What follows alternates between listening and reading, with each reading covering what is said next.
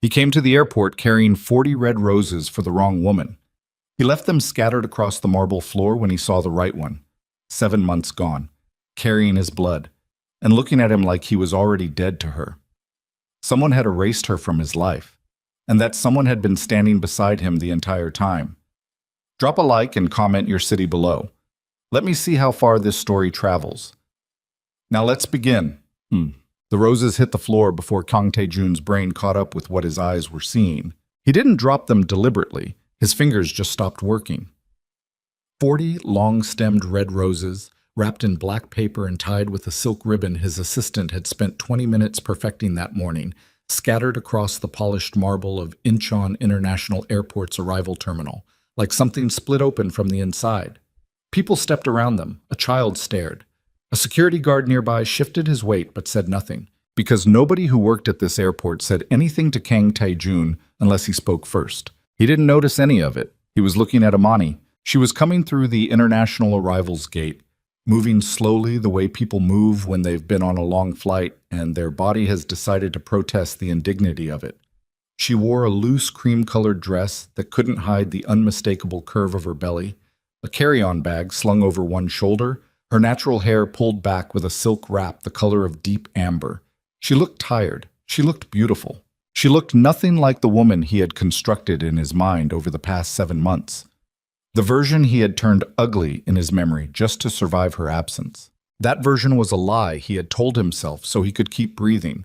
This version was real, and she was pregnant, and every cell in Kang Tae-jun's body seized up like a machine that had just been fed the wrong input. Beside him, Park Soo-yeon, the woman he had actually come to this airport to meet, the daughter of Chairman Park, whose hand the council had been quietly pressuring him to take for 14 months, said something he didn't hear. She touched his arm. He didn't feel it. His entire nervous system had rerouted itself toward the woman crossing the terminal floor 40 meters away, and nothing else in the building existed. Imani hadn't seen him yet. She was scanning the arrivals board, her brow furrowed slightly, lips pressed together in the way they always pressed together when she was trying to hold herself composed. He knew that expression. He had watched it 100 times across 100 different situations. When she was angry and refusing to show it, when she was scared and refusing to show that either, when she was holding the full weight of something inside her chest and deciding whether anyone in the room deserved to see it. He took one step forward. She looked up. The moment her eyes found his face, everything in her expression went absolutely flat. Not shocked, not pained, flat. The way a face goes flat when it has already done all the suffering it intends to do about a particular person and arrived somewhere past it. It was the most devastating thing he had ever seen, and he had watched men die. He stopped moving. She stopped moving too. Just for a second. Then she looked down at the floor, adjusted the strap of her bag, and started walking again. Not toward him, not away from him, just continuing on the trajectory she'd been on, as though he were furniture, as though he were part of the architecture of a building she happened to be passing through. "Tae-jun," Soo-yeon's voice close to his ear. "Do you know her?" He opened his mouth. Nothing came out. And then Soo-yeon did something that would detonate everything. She said, "Imani?" Not as a question, not with the hesitation of someone making a guess based on a description. She said it the way you say the name of someone you already know. Casual, certain, slightly surprised by the coincidence of location, but not by the existence of the person.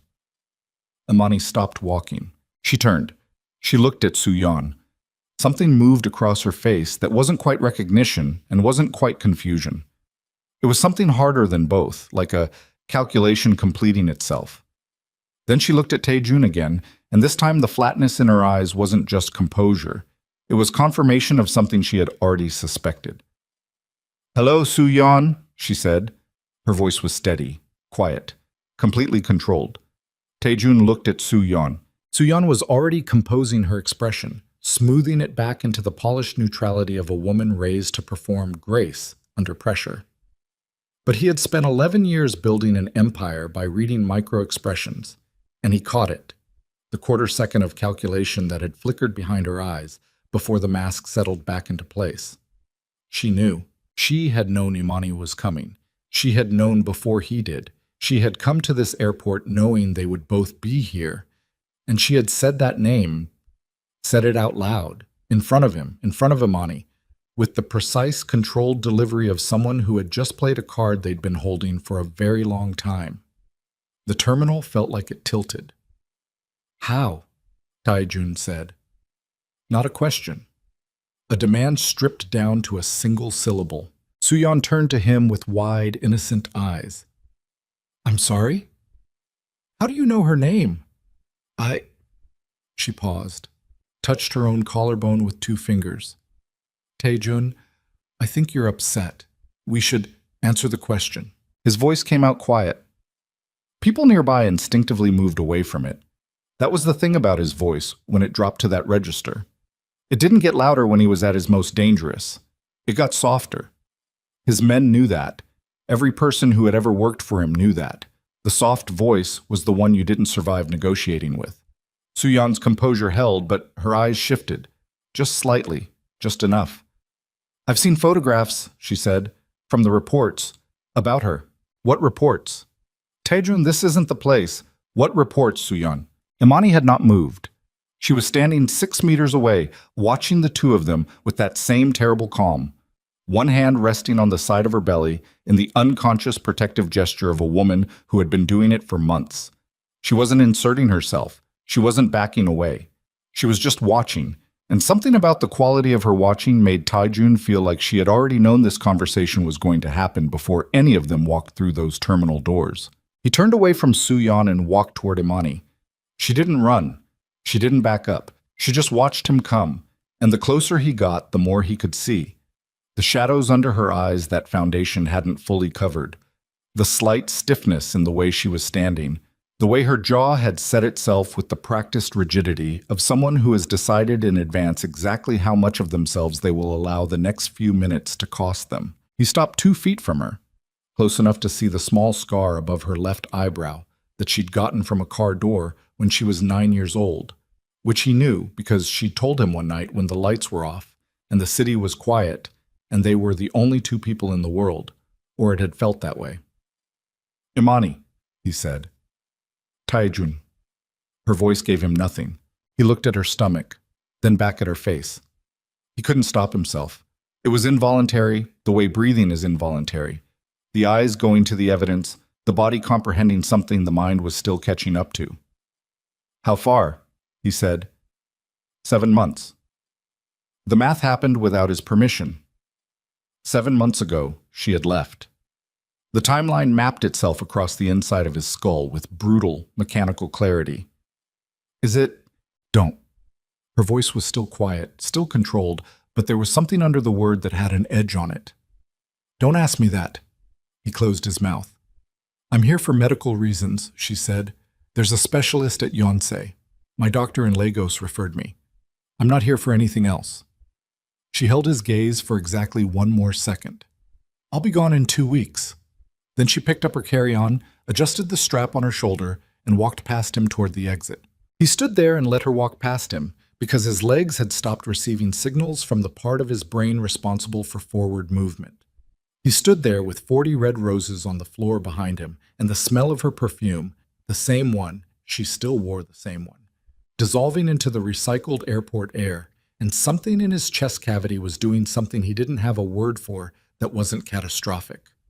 Behind him, Suyan said his name. He didn't turn around. Papi.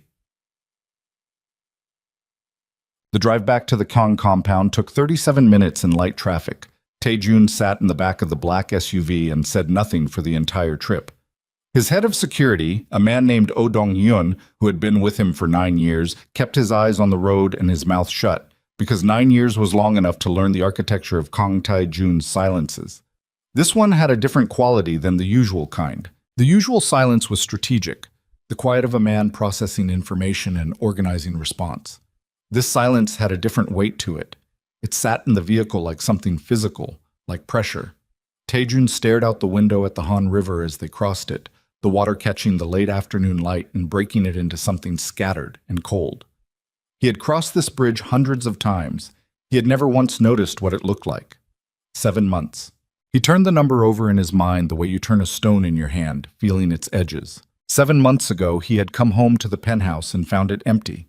Not empty the way a place is empty when someone has stepped out. Empty the way a place is empty when someone has removed themselves from it deliberately, carefully, leaving nothing behind except the precise negative space of their absence. Her clothes were gone. Her books.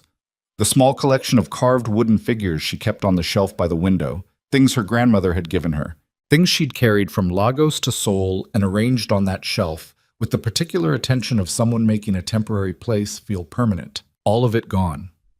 He had stood in the middle of the bedroom for a long time. Then he had called her phone, straight to voicemail. He called again. Again. He sent a message that said only, "Where are you?" No response. He sent another that said, "Imani." Nothing. By morning, he had mobilized 3 separate teams across 2 countries. Within 48 hours, his people had found something. Financial records showing a transfer from an account in her name. A substantial sum, more than she'd ever had access to before, to a private travel agency. Surveillance footage from a hotel in Busan where she had apparently spent 2 nights before departing the country. Photographs, time-stamped and authenticated by his own forensics team, of Imani at a restaurant in Accra 3 weeks after her disappearance, sitting across from a man his investigators identified as a Ghanaian architect named Kwame Asante. They were laughing. He had looked at those photographs for a very long time.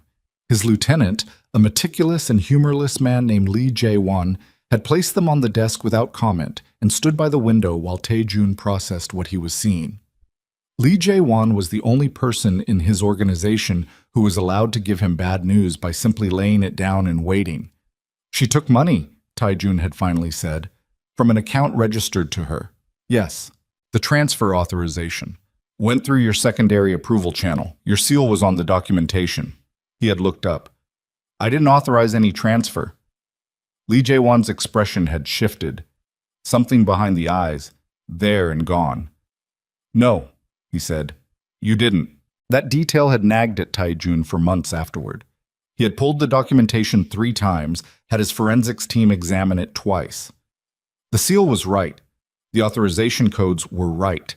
Every procedural element was exactly as it should have been, which meant either he had signed something without remembering it, a thing that had never happened, not once, not in 11 years of running an organization where paperwork could get people killed, or someone else had used his seal to generate a legitimate-looking order.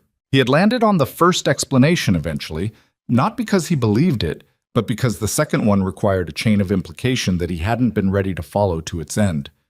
He was ready now. The SUV pulled through the compound gates and Dong-hyun brought it to a stop in front of the main building. Tae-jun sat for a moment without moving. "Find Lee Jae-won," he said. "Tell him I need the Imani files, all of them, not the summary, the originals." "Yes, sir." "And the transfer authorization. I want the physical document." Dong-hyun nodded and stepped out to open the door. Tae-jun got out of the car.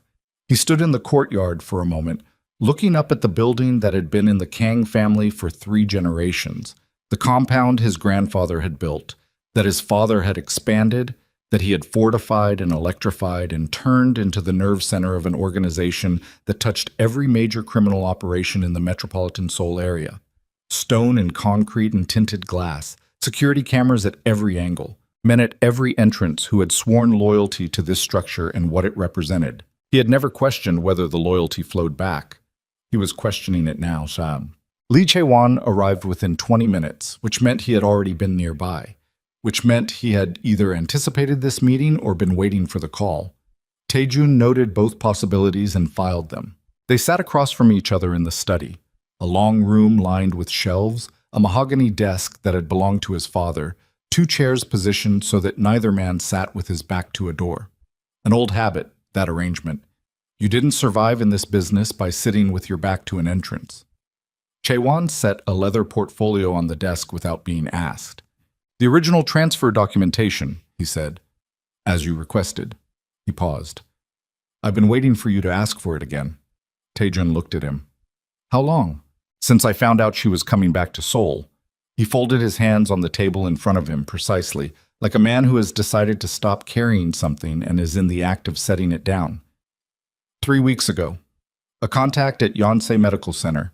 She made an appointment under her own name. I didn't tell you because I wasn't sure what you would do." You weren't sure.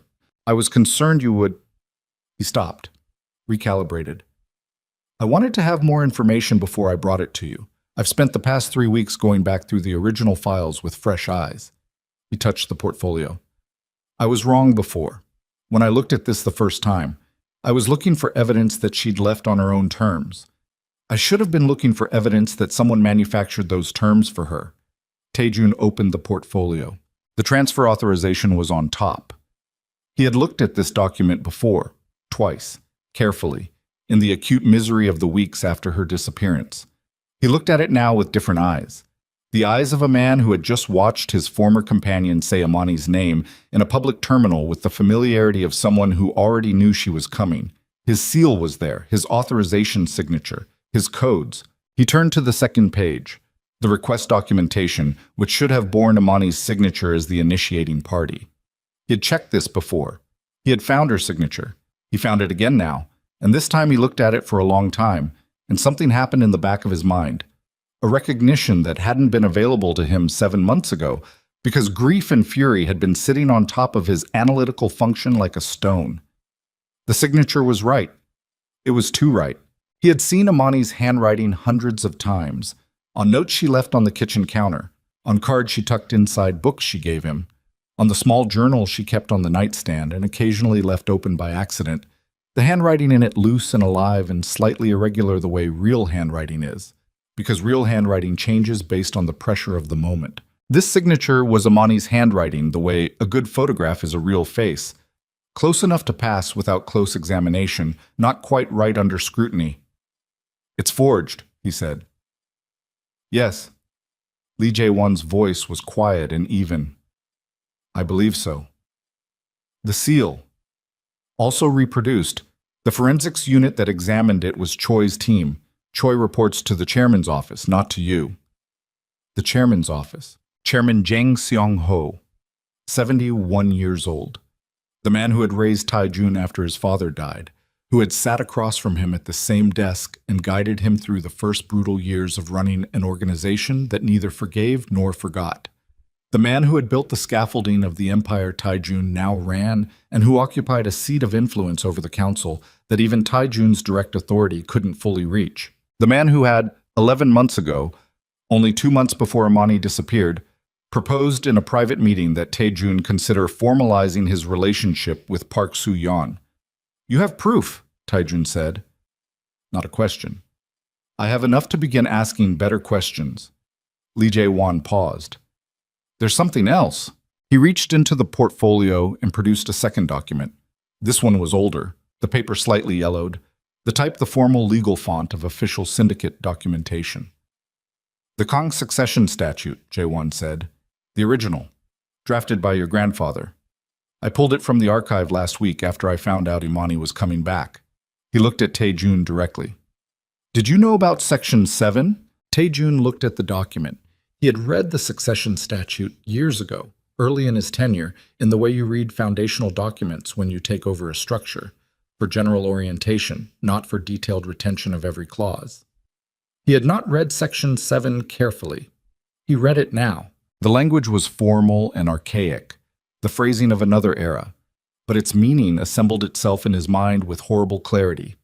The first biological heir of the sitting mafia boss, born to a woman of civilian standing outside formal alliance agreements, would carry automatic legal claim to the family's voting trust, the controlling interest in the legitimate business holdings that served as the financial scaffolding of the entire criminal enterprise. The trust was worth, in current terms, somewhere in excess of $300 million US. An unborn child. His unborn child. Amani's baby. His baby. The daughter who was 7 months formed and still growing, whose existence he had only known about for approximately 40 minutes. That child had a legal claim to the controlling interest of the Kang family's entire legitimate portfolio, and had possessed that claim from the moment of conception. Section 7 had never been invoked because no Kong boss had ever produced a biological heir outside a formal alliance arrangement. It had been sitting there for 60 years, gathering archival dust. Until now. Taejun set the document down on the desk. He sat very still for a moment. Then he said, "Where is Amani staying?" "The medical residence attached to Yonsei. Room allocation is handled by the hospital, not through any of our channels. Lee Chae-won paused. She didn't ask for our protection. She doesn't know I know she's here. She knows something. He thought of her face in the terminal, the flatness of it, the terrible prepared quality of her composure. The way she had said hello, Su-yeon, with the tone of a woman completing a calculation she had already done in private. She came back here knowing she might run into me. She came back anyway. That means she either doesn't know the full picture or she knows more than we do. Or both. Or both. He stood.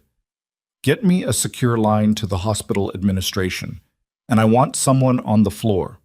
One of ours, plain clothes, no weapons, watching her room, not to approach her, not to make contact, just watching. And the chairman? Taejun looked at the succession document still lying on the desk. Not yet, he said. I want the full picture before he knows I'm looking. He went to see her anyway. He knew he shouldn't. He knew the smart move was distance, investigation, information gathering before engagement, the same cold calculus he applied to every other problem that landed on this desk. But Amani Okoye was not every other problem, and the 40 minutes since the airport had done something to his internal wiring that his discipline was having trouble compensating for. He went alone. He left Dong-hyun at the compound with instructions to contact Lee Jae-won if he wasn't back in 2 hours. He drove himself, which he hadn't done in over a year, and he parked in the hospital's public lot like an ordinary person and walked through the lobby without announcing himself. The medical residence was on the 4th floor. He found the right corridor, found the right room number. Chae-won had gotten the information while Tae-jun was driving, and stood outside the door for a moment. He knocked. A pause. Then her voice, careful. Who is it? Me. Another pause. Longer. The door opened. She had changed out of the travel dress into something simpler, a loose gray shirt and dark leggings, and her hair was down now from the silk wrap. She looked more tired than she had in the terminal, with the particular bone tiredness of late pregnancy that doesn't fully go away with rest. She looked at him with those same carefully controlled eyes and said nothing, just stepped back from the doorway in a gesture that was either an invitation or an inability to prevent the inevitable. He walked in. The room was clean and functional. Hospital-quality furnishings, a window overlooking a courtyard, a small table with 2 chairs. She had already unpacked some things. A water bottle, a book, the small carved wooden figure of a bird that had sat on the shelf in his penthouse, the one her grandmother had given her, the one he had assumed she'd taken along with everything else. He looked at it for a moment. She sat down in one of the chairs by the window. She didn't offer him the other one. He took it anyway. For a moment, neither of them spoke. You look good, he said. Don't. Her voice was flat. I'm not. I know what you're doing. You're trying to find a register where this conversation feels normal. There isn't one. She looked at him. Say what you came to say. He leaned forward with his elbows on his knees. The posture felt strange. He didn't sit like this with people, usually. He sat straight, positioned, contained. But he was so tired of being contained. The document, he said. The transfer authorization, the one that had my seal on it. Something shifted in her eyes. Almost nothing. Just a degree of attention. I didn't sign it, he said. She said nothing. Imani, I did not sign that document. I didn't authorize a transfer. I didn't ask you to leave. She looked at him for a long time. He held it, held the eye contact without flinching, without performing anything, just letting her look at him and make her own assessment. He had nothing to hide in this moment. That was almost a strange feeling. I saw your seal, she said finally. Someone used my seal. The codes were reproduced by someone with access to my documentation systems. He paused. Someone who reports to Chairman Zhang's office. She went very still. The documents you received, he said. The ones that made you believe I wanted you gone. I need to see them. Why? Because I think someone forged them. I think someone built an elaborate framework to make you believe I had expelled you, and I need to understand exactly how they did it and on whose authority, and I need the original documents to do that. Imani looked out the window. He watched her profile, the set of her jaw, the slight movement in her throat as she swallowed. I kept them, she said. I don't know why. I kept everything. Where? She looked back at him. In my bag. I brought them. I was planning to. She stopped. Something moved across her face that wasn't quite grief and wasn't quite anger and wasn't quite anything he had a word for. I was going to take them to a lawyer. I didn't know what I was going to do with them. I just needed to bring them back here. She reached past him for the carry-on bag she'd set against the wall, unzipped the inner pocket, and removed a manila envelope that had the worn, creased quality of something that had been handled many times. She held it for a moment, just held it, looking at the envelope in her own hands, and then she held it out to him. He took it. He opened it carefully and spread the contents on the table between them. There were 4 documents: a formal notice of relationship termination bearing his seal and what appeared to be his signature, a financial transfer authorization, a travel documentation request, a personal communication, supposedly from him, supposedly in his voice, that said, in English, without any of the softness he would have used with her, that her presence in his life had become a liability he could no longer maintain. He read that last one twice. The language was close. Whoever had written it had done their research. But it was the way a very good actor performs a role, technically accomplished, slightly hollow. He would never have written her a letter using the word liability. Not about her, not ever. I believed it, she said. She wasn't looking at the documents. She was looking at the window. I want you to know that. I didn't leave because I was angry. I left because I thought this was what you wanted. I thought... Her voice didn't crack. It just got quieter. I thought you decided the baby was a complication. No. His own voice came out rougher than he intended. Never. I found out I was pregnant 2 days before those documents arrived. She touched her stomach. That same protective gesture he'd watched in the terminal. 2 days. I was still figuring out how to tell you. She exhaled. And then it didn't matter anymore. Or I thought it didn't. He looked at her hands on her stomach. He looked at the document on the table between them. He thought about his seal and Chaewon's careful voice saying Choi reports to the chairman's office, and Soo-yeon in the terminal saying Imani with the certainty of someone who already knew the name, already knew the face, had already been briefed on the person attached to that name. He thought about Chairman Jang 11 months ago, across this same desk, saying in the mild, reasonable tone he had used for every significant manipulation of Tae-jun's life, "The Park girl is well connected. A formal arrangement would consolidate significant leverage with the northern families. You should consider it." He thought about Section 7, a first biological heir born outside a formal alliance arrangement carrying automatic claim to the voting trust, a trust worth $300 million. An old man's careful hands and 60 years of patience and one unborn child who had become an obstacle before she was even born. "Imani," he said. She looked at him. "You're not safe here." Something moved behind her eyes, not surprise but recognition, like a fear she had already been carrying that had just been named out loud. "I know," she said. "You knew before you came. I suspected." She held his gaze. "I came anyway. Because she needs the specialist. Because the risks of staying in Lagos were becoming..." She stopped. "Because I'm tired of being managed by my fear." He looked at her for a long moment. Then he looked around the room. The clean, functional walls, the single window, the door with its hospital-grade lock that his people could get through in approximately 8 seconds. "You're not staying here," he said. "Tae-jun, this building has a security infrastructure I don't control. There are 3 entrances I can't seal from the outside. The floor rotation for hospital security changes every 8 hours, and it's not consistent, which means there are windows." He stood. "You're coming to the compound, tonight." She looked up at him with an expression that had several layers in it: exhaustion, resistance, something older and more complicated underneath both. "And why," she said carefully, "would I put myself inside your walls again?" He held her gaze. "Because someone went to extraordinary lengths to separate us," he said, "which means they knew what we were to each other. And if they know that, they know you came back. And they know why." He looked at her hands on her stomach. "You have maybe 48 hours before whoever orchestrated this realizes that you're here and that I've seen you. After that..." He didn't finish the sentence. He didn't need to. Imani looked at him for a long, measuring moment. The carved wooden bird sat on the table behind her, the one her grandmother had made, the one she'd carried across the ocean twice. Then she looked down at her hands, then back up at him. "I want my own room," she said. "Yes. I want access to the medical team at Yonsei. Daily.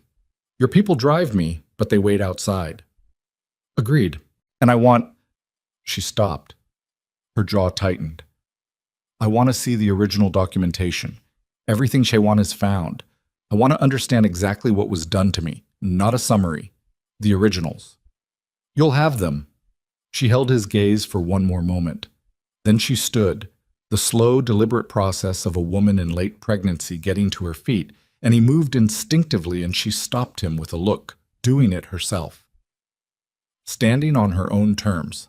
"Give me 10 minutes to pack," she said. They rode back to the compound in silence, and the silence was different from the one in the SUV after the airport. That silence had been pressure. This one was something more complex.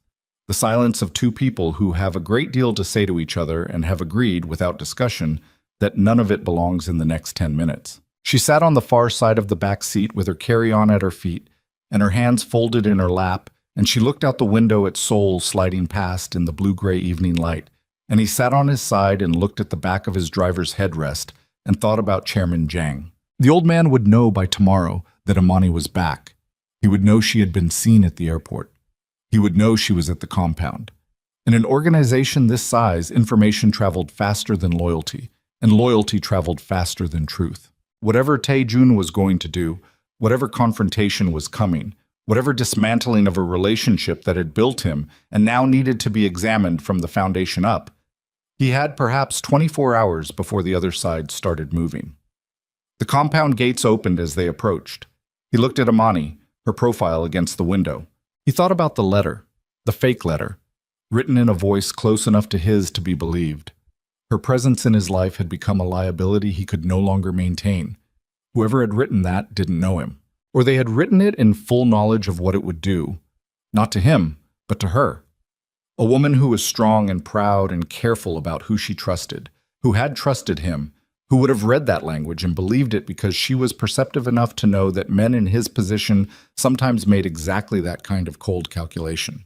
Who would have been destroyed by it precisely because she was too intelligent to dismiss it as impossible? They had weaponized her perceptiveness against her.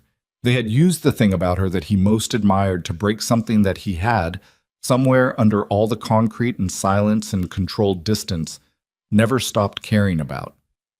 He was still working out exactly what he intended to do about that when his phone vibrated. Lee Chae-won. He picked up. "Tell me," he said. Chae-won's voice was very controlled. It had the particular quality it got when he was delivering information that had a significant blast radius. "I found the forgery chain," Chae-won said. "The authorization process. I traced it back through 3 cutouts. The origin point is the chairman's personal documentation office." A pause. "But there's more. The surveillance footage, the photographs of Imani in Accra, the evidence package that convinced you she had chosen to leave."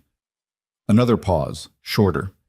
"I've been going through the metadata on the photograph files. They were processed through an editing suite registered to a company in Busan. That company is a subsidiary of a firm owned by Soo-yeon's family," Tae-jun said. Silence on the line. "How did you know?" Jae-won said. "She knew Imani's name. In the terminal today. She said it like she already knew her." He kept his voice flat, kept it contained, kept the thing rising in his chest from reaching his vocal cords. "The photographs? The fake surveillance? The whole evidence package that made me believe Imani had chosen to leave. Jang and Park worked on it together." "It would appear so." Chae-won paused. "There's one more thing. I don't know how to tell you this except directly." "Then be direct. The specialist at Yonsei that Imani is seen. Dr. Lim Chae-won, she's highly regarded legitimately, but her appointment scheduling for the next 2 weeks has been accessed by an external party, someone who is not affiliated with the hospital and should not have access to those records." He stopped. "Someone is tracking her appointment schedule. They know when she'll be in the hospital and when she'll be moving." The car was inside the compound gates now, pulling up to the main entrance. Tae-jun looked at Imani. She was looking back at him. She had heard the change in the quality of his silence, had heard something shift, could read it in his face the way she'd always been able to read him, even when he was trying not to be read.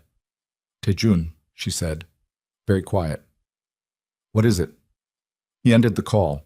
He looked at her at the blue-gray evening light inside the compound walls, at the woman who had come back to this city carrying his child and a worn envelope full of forged documents and 7 months of a heartbreak she'd managed alone, and he thought about what he was about to tell her. Someone already knows you're here. Someone is already watching you. And whatever they did 7 months ago to remove you from my life, they're not done. He said, someone is already watching your appointment schedule at Yonsei. The compound was quiet around them, the specific quiet of a place with many armed men in it, which is a different kind of quiet from actual silence. Imani sat very still in the back seat and processed what he had just told her, and he watched her do it, watched the information move through her the way a current moves through water. And he said nothing because there was nothing useful to add to it yet. How long, she said. We don't know when the access started. Chewan is tracing it. So they knew I was coming before I got here. Possibly. Before the airport. Yes. She exhaled through her nose, a slow, controlled breath. Her hands were in her lap and she looked down at them, and then back up. And the fear was there. He could see it. But it was the fear of a woman who had been living with fear for 7 months and had developed a functional relationship with it. It wasn't going to collapse her. That almost made it worse to watch. Okay, she said. Okay. So what do we do? He got out of the car and came around to her side and opened the door, and this time she didn't stop him from offering his hand as she stepped out. She took it for exactly the 3 seconds it took to get her footing on the courtyard stone, then released it. We go inside, he said, and then we figure out everything. Okay. The compound's main building had 7 rooms on the 2nd floor that weren't used for operations. Taejun put Imani in the corner 1, the room with 2 exterior walls, both of which were reinforced, both of which faced the interior of the compound rather than the perimeter. The window looked out onto the central garden. No sightlines from outside the walls. She walked through the room without speaking. She set her carry-on on the bed, looked at the window, looked at the door, looked at the ceiling like she was taking inventory of a space she was deciding whether to trust. He stood in the doorway and watched her do it. The lock is electronic, he said. Code is your choice. Tell only me or tell no one. Either way, my people don't enter without your verbal permission. She looked at him. That's a promise you're making on behalf of men who don't answer to me. They answer to me, and you've never been wrong about who answers to you. The sentence landed the way she intended it to, not as cruelty, but as precision, a surgical observation. He had been wrong about exactly that, and recently, and they both knew it. No, he said. I have been wrong about that. He held her gaze. Which is why I'm telling you the code is your choice, not mine. She looked at him for a moment longer. Then she turned back to the room. I'll need the medical kit from my bag to be kept in the room, and I need to be able to reach Dr. Lim directly. Not through your people, directly. I'll have a secure phone set up by morning. Tonight. She sat down on the edge of the bed. It was the first time since the airport that he had seen her let her body do what it wanted instead of what she was telling it to do. And what it wanted was to rest. She sat with her hands braced on the mattress on either side of her, and her head dropped slightly forward, and she breathed. Go do what you need to do, she said, without looking up. I know you have things to handle. He did. He had a significant number of things to handle, but he stood in the doorway for another moment. Imani. She looked up. I'm going to fix this. She held his eyes. Her expression was not warm and it was not cold. It was the expression of someone who has learned to stop investing in sentences like that one until the evidence catches up. I know you believe that, she said. He left. Lee Chae-won was waiting in the operations room on the ground floor, a long rectangular space with monitors along one wall and a central table that had seen more difficult conversations than most courtrooms. 3 of Taejun's senior people were already there. Oh Dong-hyun, who handled security, a woman named Yoo Mi-rai, who ran the organization's financial intelligence, and a younger man named Shin Baek-jun, who was the best forensic document analyst Taejun had ever employed. Shin Baek-jun had this forgery material spread across the table. Tell me everything, Taejun said, and sat down. Shin Baekjun was 29 years old and had the manner of someone who had been shy as a child and turned it into precision as an adult. He spoke without flourish. "The seal," he said, and pointed to the transfer authorization. "Real seal, wrong ink composition. The seal was cast from an impression of your original. Whoever did this had physical access to your seal at some point, made an impression, produced a replica. The replica is good. It fooled me the first time. It wouldn't fool me now." He moved to the next document. The signature is a very high-quality forgery. Someone studied Kang's handwriting over a sustained period, not a one-time copying job. This was practiced. The pen pressure variation is almost right. The letter form memory is almost right. The specific tells are in the connection strokes between certain letter pairs, which are trained behavior and extremely difficult to replicate exactly. He paused. Whoever forged this has access to a substantial sample of authentic Kang signatures and the time and skill to work from them. "Who in the organization handles documents that carry my signature?" Taejun said. The question settled over the room with some weight. Chaewon answered. "Formally, myself, Dong-hyun, the chief of the legal liaison team, and the chairman's documentation office. Informally?" A pause. "The chairman's office has physical access to the archive," Dong-hyun said. His voice was careful, including historical signature records. "It's been that way since before your tenure, because he helped build the archive," Taejun said. "Yes." Taejun looked at the table, then at Yu Mirai. "The financial trail."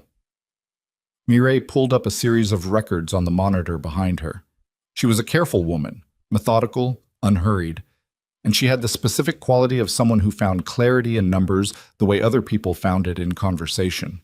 "The transfer that appeared to come from Amani's account," she said. "It moved through 4 intermediary accounts before it reached the travel agency. The intermediaries are registered to shell companies. 3 of those shell companies have directorship structures that trace back, not directly, but through 2 or 3 corporate layers, to holding entities associated with the Park family's northern portfolio. Su-yeon's family. The connection isn't clean enough to use in court, but for our purposes, yes." Taejun sat with that for a moment. Chairman Jang and the Park family, an old man in a marriage alliance he had been quietly engineering for over a year. 2 separate power centers that had found, in Amani's pregnancy, a shared threat. He thought about Section 7 again. The first biological heir outside a formal alliance arrangement. The voting trust. The $300 million in legitimate holdings that the trust controlled. Not cash, but the financial scaffolding that made everything else possible. The shell companies, the real estate, the transport infrastructure. All of it legally secured under the trust, which under Section 7 would pass to his daughter the moment she was born, and he publicly acknowledged her. An unborn child. They had destroyed his relationship with Amani to eliminate an unborn child. The coldness of it sat in his stomach like a stone. "Where is Chairman Jang right now?" he said. "His residence in Seongbuk-dong," Dong-hyun said. "He arrived home at approximately 4 this afternoon, standard security detail. He has a dinner engagement tomorrow evening with the heads of the Shin and Baek families." "And Park Soo-yeon?" "Her family's residence in Gangnam. She returned directly from the airport. Phone contact between them in the last 6 hours. We're pulling records now." Dong-hyun paused. "Taejun, if we move on the chairman, I'm not moving on him tonight. But when we do, I need the full council to understand what he did before I move." He looked around the table. "If I go after the man who raised me without complete documented evidence, and without having built the case in front of the families, half the council will close ranks around him out of loyalty, and the other half will use it as an excuse to fracture. The whole thing falls apart." He paused. "I need time to build this correctly." "How much time do you think you have?" Chaewon said. A direct question. Chaewon had a gift for them. 48 hours, Taejun said. Maybe less. By tomorrow morning, the chairman's people will know I picked Amani up from the hospital. By tomorrow afternoon, they'll know she's here. When that happens, whatever they were planning with the appointment tracking moves forward. Then we need to know what they were planning, Mirai said. Yes. That means getting inside the chairman's documentation office. Taejun agreed. He looked at Shin Baek-jun. What do you need? Baek-jun looked at the materials on the table. Physical access to the archive. Specific personnel files I can't pull remotely because they were never digitized. The old man did that deliberately, I think, and he stopped. Say it. I need someone inside the chairman's trust. Someone who has access to his personal files, not the office. The personal archive he keeps at the Seongbuk-dong residence. The room went quiet. Getting someone into the chairman's personal residence wasn't an operation. It was a declaration. If it was discovered, there was no operational justification that would hold. It would be read as exactly what it was. Kang Tae-jun conducting covert surveillance on the man who had helped build his empire. That conversation had only one ending, and it ended well in advance of Tae-jun building the case he needed. There's another option, Jae-won said. Everyone looked at him. The chairman has a meeting scheduled for the day after tomorrow. With Tae-jun, a routine briefing. It was calendared 3 weeks ago. The chairman doesn't know we know what we know. If Tae-jun attends that meeting normally, he'll perform, Tae-jun said. He'll perform. And while he's performing, we use the window of his absence from the residence. A pause. That's a narrow window, Dong-hyun said. 1 hour, Jae-won said. Possibly 90 minutes. Enough for Baek-jun if he knows exactly what he's looking for. Tae-jun looked at Baek-jun. Can you do it in 90 minutes? Baek-jun looked at the forgery materials on the table. He had the particular stillness of someone running calculations. Yes, he said. If the archive is where I think it is. Then we do it that way? Tae-jun stood. Between now and then, nobody contacts the chairman's office. Nobody changes their routine. Anyone who has a scheduled interaction with Jang or with anyone in his circle continues it exactly as planned. He looked around the table. We look normal. We behave normally. We give him no indication that we know anything. He looked at Dong-hyun last. And I want the floor of that hospital monitored, every entrance. I want to know if anyone associated with Jang or the Park family gets within 200 meters of the building where Imani was staying before we moved her. Already running, Dong-hyun said. Tae-jun nodded. He picked up the forgery documents from the table and put them back in the portfolio. Get some sleep, he said to the room. Tomorrow is going to be expensive. He didn't sleep. He sat in the study with the succession document and a glass of water he didn't touch, and worked backward through 11 years of his relationship with Chairman Jang, looking for the seams. They were there. They had always been there. He just hadn't been looking for them because he had been too grateful for the architecture the old man had provided, the structure, the guidance, the steady hand across the first 3 brutal years when Tae-jun had inherited an empire before he was fully equipped to hold it. He had read that steadiness as loyalty. He understood now that it had been something else entirely. Not loyalty. Investment. The old man had invested in Kang Tae-jun the way you invest in a building you intend to eventually own. The proposal about Park Soo-yeon, 11 months ago. The Park girl is well connected. A formal arrangement would consolidate significant leverage, delivered casually in passing, as if it were an afterthought rather than the first move in a sequence. Tae-jun had declined, politely, and the chairman had nodded and said nothing further, and Tae-jun had filed it as a reasonable suggestion from an old advisor who thought in alliances. He had not seen it as the opening of a game. 2 months later, Imani was gone. He sat with that for a long time. The study door opened at a little after 2 in the morning. He looked up. Imani was standing in the doorway in the gray shirt and leggings she'd changed into at the hospital, with a glass of water in her hand and the specific look of someone who has been awake for several hours and has stopped pretending otherwise. You should be resting, he said. You should be resting, she said, and walked in and sat down in the chair across from his desk. She looked at the succession document on the desk in front of him, glanced at it, then at him. Tell me about Section 7, she said. He looked at her. You read it. Jae-won gave me the file before I went upstairs. I told him you had authorized it. I don't know if that was true. It's true now. He sat back. How much of it did you understand? Enough. She held the glass of water in both hands, her thumbs moving slowly against the side of it. Enough to understand that she has a legal claim to the voting trust from birth, that whoever controls that trust controls the financial scaffolding of your entire organization. She looked at him. and that the only way to stop that claim from activating is for her not to exist or for you to never publicly acknowledge her. Yes, which is why they needed me gone before you knew about the pregnancy. Yes. She sat with that. The room was quiet around them. The middle of the night quiet that has a different texture from all other quiets, heavier and more honest. She doesn't know any of this, Imani said. Her voice had shifted, still controlled, but something underneath it was raw in a way it hadn't been before. She's in there. She put one hand on her stomach. And she's just growing. She doesn't know that people have been trying to... Before she's even...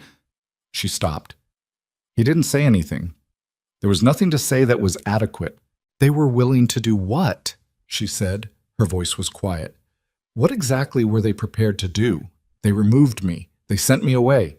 But if I had come back sooner, if I had come back before they'd finished...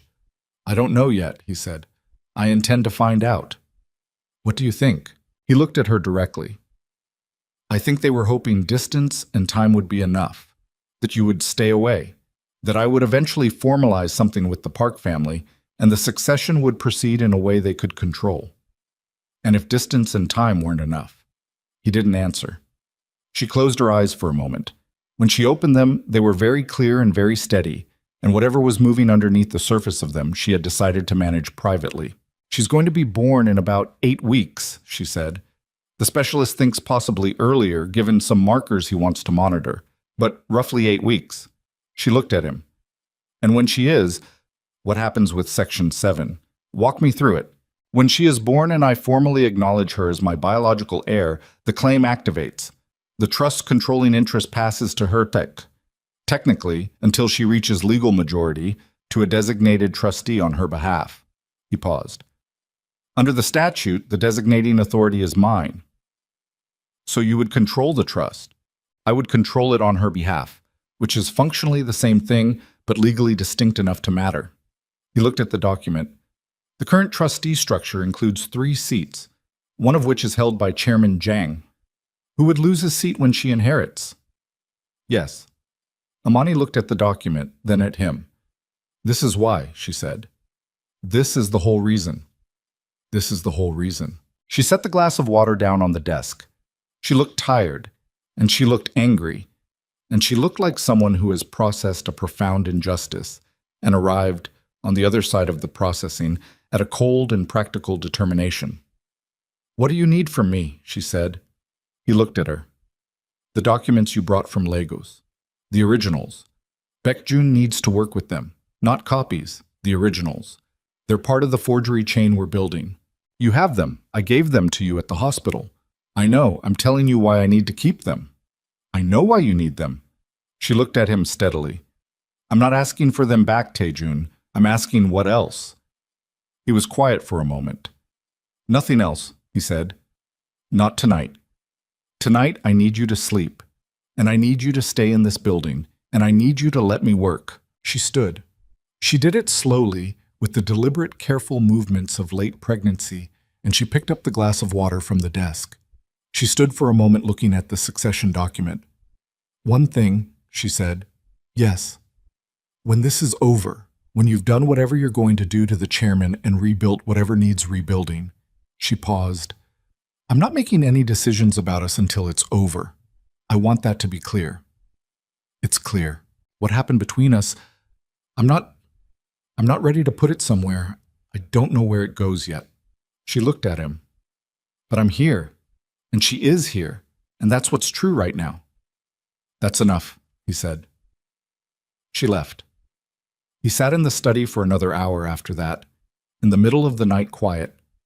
And then he picked up his phone and called Jaewon. I need the chairman's schedule for the next 72 hours, he said. Everything, not just the calendared meetings, the patterns. When he exercises, when he eats, when he makes his private calls. What? He paused. And I need you to find out what Soo-yeon knew and when she knew it. Not the outline, but the details.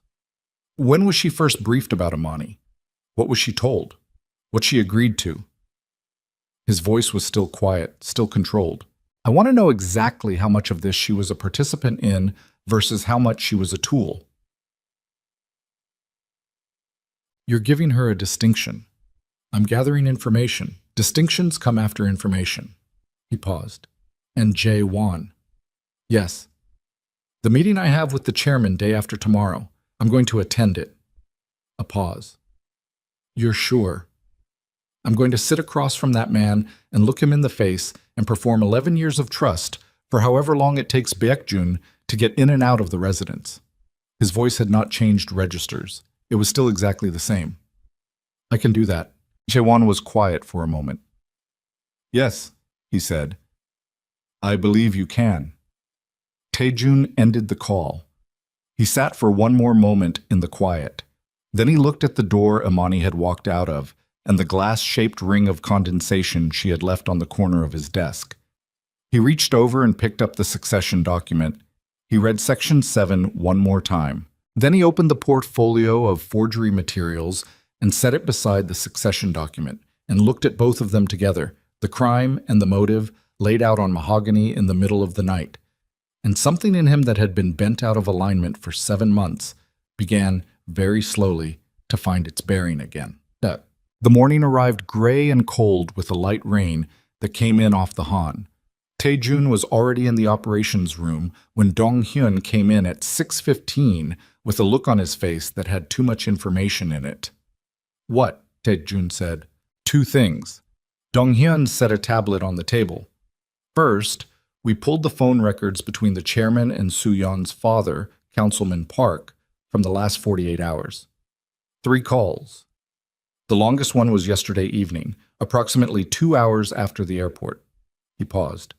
We haven't decrypted the content yet, but the timing and duration suggest a response to yesterday's events. They're recalibrating, Taejun said. That's my read. Second thing. Dong-hyun looked at the tablet rather than at Taejun. That was the tell. The looking away. Dr. Lim Chae-won, he said, Imani specialist at Yonsei. We ran a background check last night as part of the security sweep. He paused. She's legitimate. Her credentials are real. Her reputation is real. But her clinic received a significant private donation 6 months ago, an endowment for research equipment. The donor is listed as an anonymous private foundation. He picked up the tablet. Mireille spent 3 hours on the foundation's registration documents this morning. The foundation is real. It was established legally, it operates cleanly, but the initial funding capital came from, tell me, Taejun said, a private holding company whose beneficial ownership structure, 3 layers deep, connects to the Park family's asset portfolio. Dong-hyun looked up. The same family that helped process the fake evidence against Imani. The room was quiet. They funded her doctor, Taejun said. They funded her doctor's clinic 6 months ago. Before she came back to Seoul, before the appointment was made, but after they would have started planning for the possibility that she might return. He stood. They built a contingency into the medical infrastructure. If she came back for treatment, they'd have a line to the person treating her. It doesn't mean Dr. Lim is compromised, Dong-hyun said carefully. The donation may be completely unknown to her. It may be entirely unconnected. It may be. We're not taking that chance. He was already moving toward the door. Who's on the 2nd floor right now? Park Sung-il. He came on at 5. Send him up. Tell him to knock. Identify himself, not to enter without her verbal okay. He stopped in the doorway. And get Mirai to find me the 2nd best maternal fetal specialist in Seoul. Someone with no connection to any foundation, any private donation, any entity that touches the Park family or the chairman's network. That's going to take time. Miri has 2 hours. He walked out. He took the stairs 2 at a time and knocked on Imani's door. A beat. Then, who is it? Me. The door opened. She had slept, maybe 4 hours from the look of her. And she had that early morning quality of someone whose guard is at half-mast before the day fully assembles itself. She looked at his face, and whatever she read there brought the guard back up immediately. What happened? She said.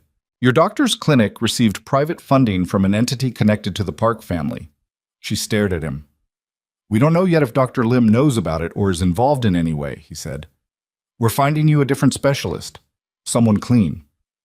I've been seeing Dr. Lim for, I know. She knows my case.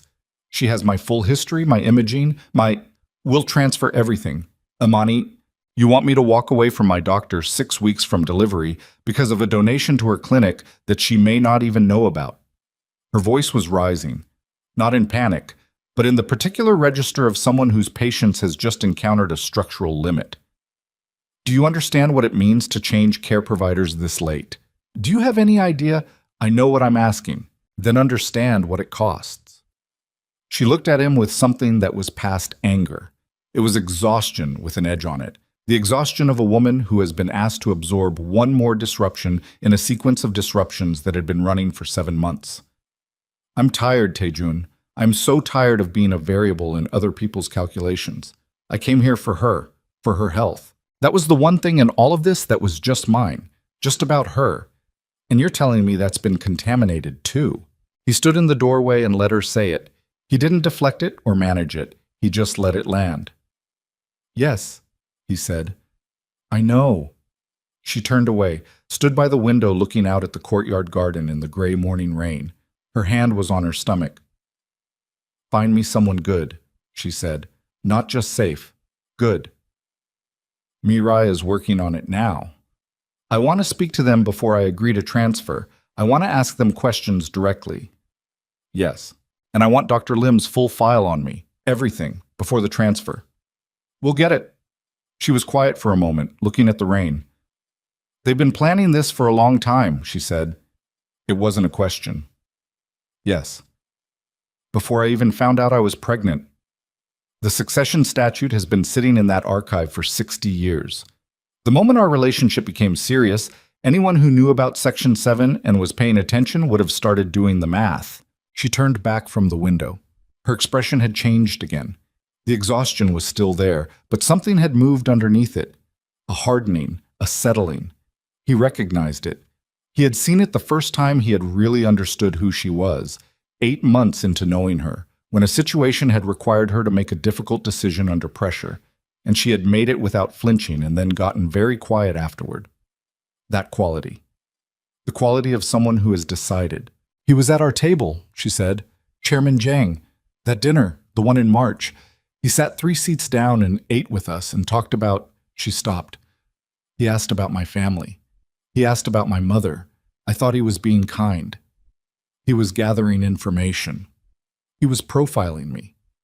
Her jaw tightened.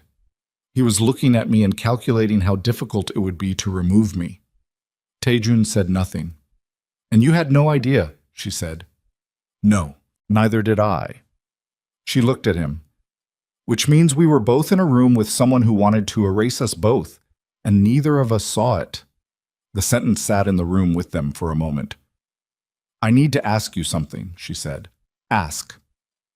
The meeting day after tomorrow, with him. She held his eyes. You're going to go. He looked at her. You know about that. K1 told me this morning, before you were up. A pause. He thought I should know. Taejun made a note to revisit that decision with Chae-won later, and then recognized the note for what it was, an old reflex, the instinct to control information flow, and set it aside. Yes, he said. I'm going. You're going to sit across from him and pretend none of this is happening. Yes. And while you're doing that, someone is going inside his residence. Yes. She looked at him for a long moment. The morning light came through the rain-streaked window and sat on one side of her face. Don't underestimate him, she said. Whatever you think you know about how much he knows, assume he knows more. He looked at her. I'm not saying that to frighten you, she said. I'm saying it because a man who built a case this carefully, this patiently, for this long, he has contingencies. He's had years to build contingencies. Her voice was quiet and precise. He raised you. He knows how you think. He knows what you'd do when you found out. He's already got a response to whatever move you're planning. Taejun stood with that. He stood with it for long enough that the silence in the room shifted. She was right. He had been thinking of this as an investigation, gathering evidence, building a case, moving forward on the strength of documentation. But the old man had been 3 moves ahead for years. He hadn't just planned the removal of Imani. He had planned for the possibility of discovery. He had planned for the scenario where Taejun found out and started digging, which meant somewhere in that residence, in that personal archive, There was not just evidence of what Chairman Jiang had done. There was a weapon pointed back.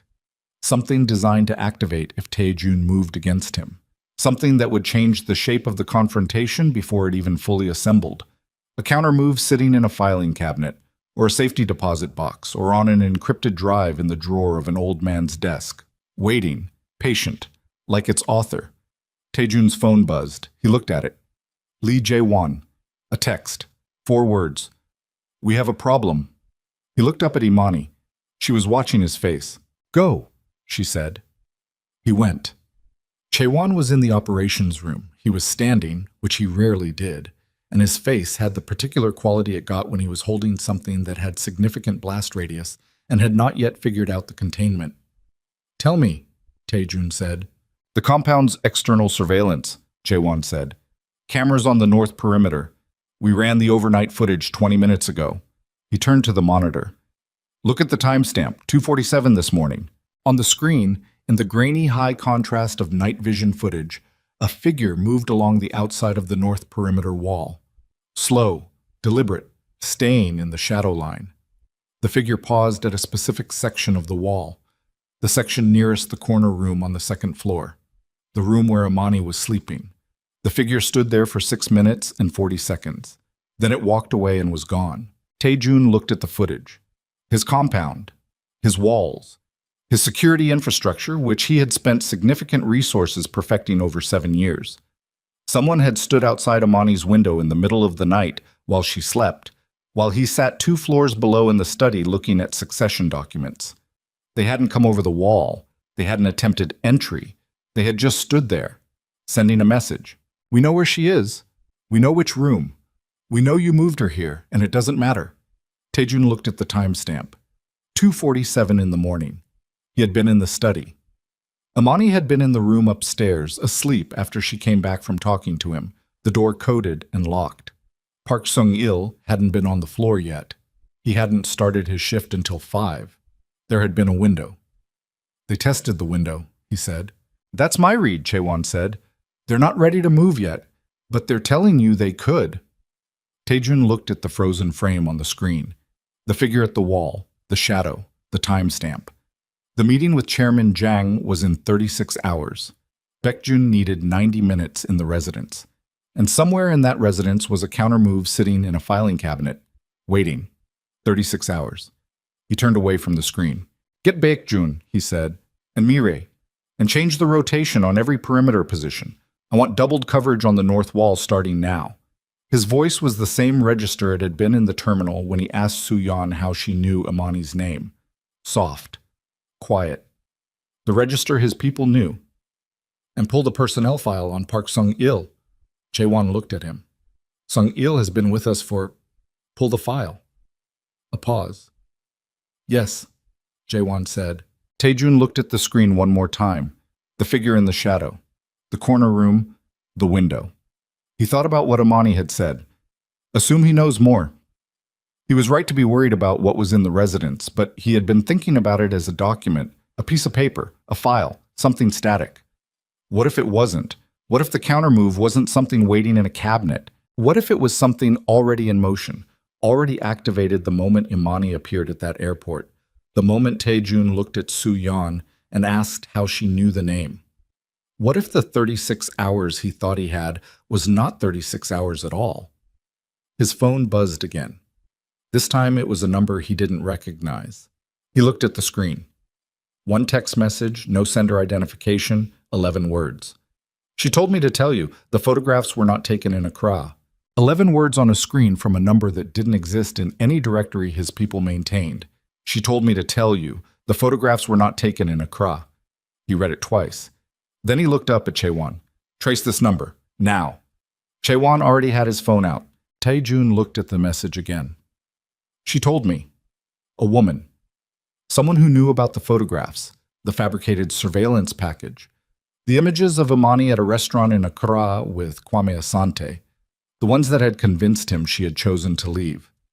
Someone who knew those photographs were fake and had been sitting on that knowledge and had chosen this specific moment 36 hours before the meeting with Chairman Jiang to surface it.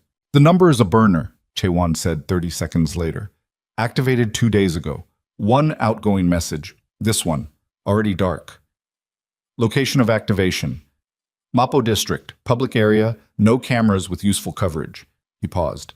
Whoever sent this knew how to send it. Taejun put the phone in his pocket and looked at the frozen surveillance frame on the monitor. The figure at the north wall, 2:47 in the morning, standing outside Imani's window. Two separate communications in the same night. One physical, one digital. One saying we know where she is, one saying the photographs were fake and someone is ready to tell you how. Two different senders. He was certain of that immediately, with the bone-deep certainty of a man who had spent 11 years reading the grammar of threats and the grammar of information. The figure at the wall was a warning. The text was something else, an offer or a trap designed to look like one. Who knew about the Accra photographs, he said. Who in our organization saw the original evidence package when it came in 7 months ago? Chaewon thought. Myself, Dong Hyun, the two analysts on the intelligence team at the time, Choi Ri-na and Park Sung-il. Taejun looked at him. Park Sung-il, he said. Yes. Who is currently assigned to Imani's floor as of 5 this morning. Chaewon's voice was careful and precise and completely controlled, which meant he was doing what he always did when he had made a significant error. He was holding himself accountable for it in real time, silently, while continuing to function. I assigned him last night. He has a clean record for 9 years. I did not anticipate. Get him off the floor. Already sent the message. Don't remove him from the building. Don't tell him why. Reassign him to the east gate and tell him it's a rotation change. Taejun paused. If he's the one who sent the text, he did it because he wants to give us something. If I spook him, he goes dark. Chaewon nodded slowly. And if he's not the sender, Taejun said, and he's actually the eyes on the inside, then I want him where I can watch him without him knowing he's being watched. The east gate has a camera he won't be able to see. I know. Taejun went upstairs. He knocked on Imani's door. She answered faster than someone who had been asleep. You're awake, he said. I've been awake. She stepped back from the door. She had the lights on low and the carved wooden bird on the windowsill and a half-empty glass of water on the nightstand. She had the look of someone who had been sitting in the particular alert stillness of a person waiting for the next thing to go wrong. He told her about the text. She listened without interrupting. When he finished, she sat down on the edge of the bed and looked at the floor for a moment. The photographs, she said. The ones of me in Accra. Yes. I wasn't in Accra. She looked up at him. I was in Lagos. I never went to Accra. I don't know anyone named Kwame Asante. She paused. I knew those photographs were fake the moment I heard about them. I didn't know how to prove it, but I knew because I know where I was every day for those 7 months, and none of those days were in Accra. I know that now. You believed them then. It wasn't an accusation. It was a fact laid on the table between them, and she was laying it carefully, without cruelty, just with the precision of someone who needs a thing to be acknowledged before they can move forward. Yes, he said, I believed them. She nodded, once. Okay. Whoever sent that text, they were in the room when the photographs were presented to me. They saw the whole package. They know how it was assembled. He paused. I think it might be Sung-il. She was quiet for a moment. The man who was outside my door this morning. Yes. Who may also be the person who stood outside my window last night. He looked at her. That's the question I'm working on. She pressed her lips together. So the person who might be able to give you the evidence you need to break the forgery chain is also possibly the person who was sent here to watch me. Yes. And you can't approach him directly because if he's a plant, you tip the whole thing. Yes.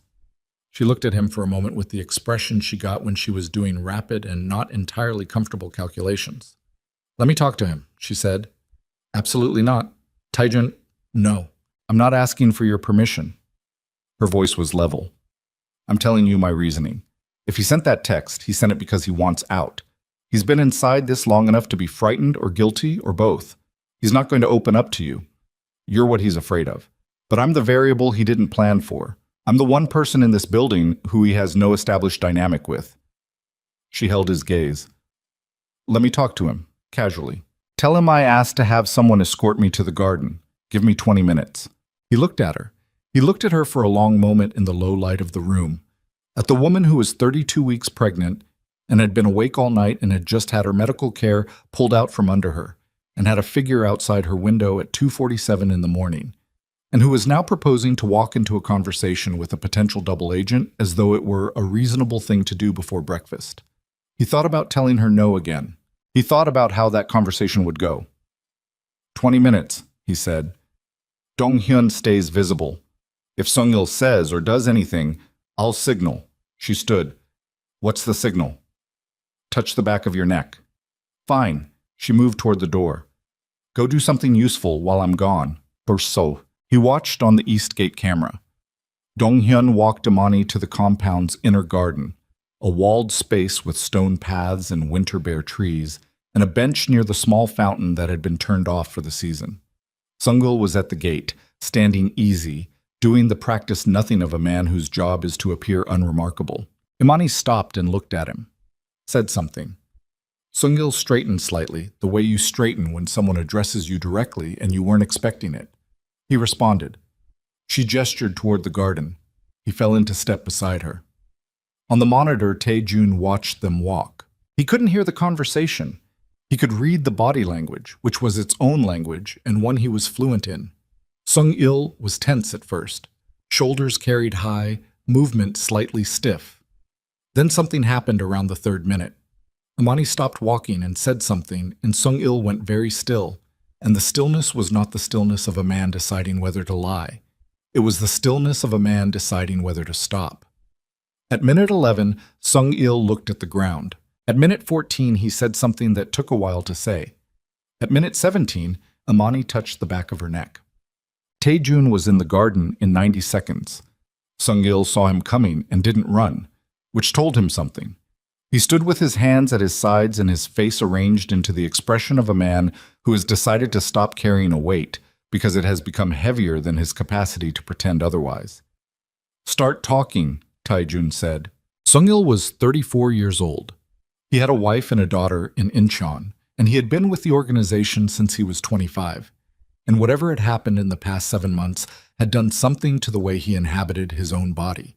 He looked smaller than his frame, like something essential had been compressed. The photographs, he said. I was the one who authenticated them, 7 months ago, when Chaewon brought in the evidence package. He swallowed. I was the one who ran the verification. I told Chaewon they were authentic. Were they? No. His voice was flat. I knew they weren't. I could see it in the metadata. The location data had been stripped and replaced. It was a clean job, but I knew what to look for because I was the one who was trained to look for it. He paused. I told Jaewon they were authentic anyway. The garden was very quiet. Why? Tae-jun said. Sung-il looked at the dead fountain. Because 3 days before that evidence package arrived, a man came to see me. Not at the compound, at my home. He sat in my kitchen and showed me photographs of my daughter at her school and told me very clearly what would happen if I didn't confirm whatever verification I was asked to do in the next week. He stopped. The man was from the chairman's office. I'd seen him before, at briefings. Name, Han Sik. He runs the chairman's private communications. Tae-jun filed the name. You confirmed the evidence was authentic. Yes. You watched me believe that she had left on her own terms. Sung-il's jaw tightened. Yes. For 7 months. Yes. His voice had gone rougher. I need you to understand. I don't need to understand anything right now. I need information. Tae-jun stepped closer. Not threateningly. Just closer, the way you step closer to something you need to hear clearly. The text last night, the burner. That was me. What changed? 7 months of silence and now a burner text. Sung-il looked at him directly for the first time. She came back, he said, and the moment she came back, Han Dusik contacted me again. Same method. Came to my home, same photographs of my daughter, but this time, he stopped. This time he told me that my job was to track her movements, report her schedule, her condition, where she was at what time. His voice was very controlled. He didn't say what for. He didn't have to. He looked at the stone path. I've been doing this for 9 years. I know what that kind of tracking is preparation for. I'm squats. The garden held the silence. They're not going to wait, Taejun said. No, I don't think they are. Sung-il paused.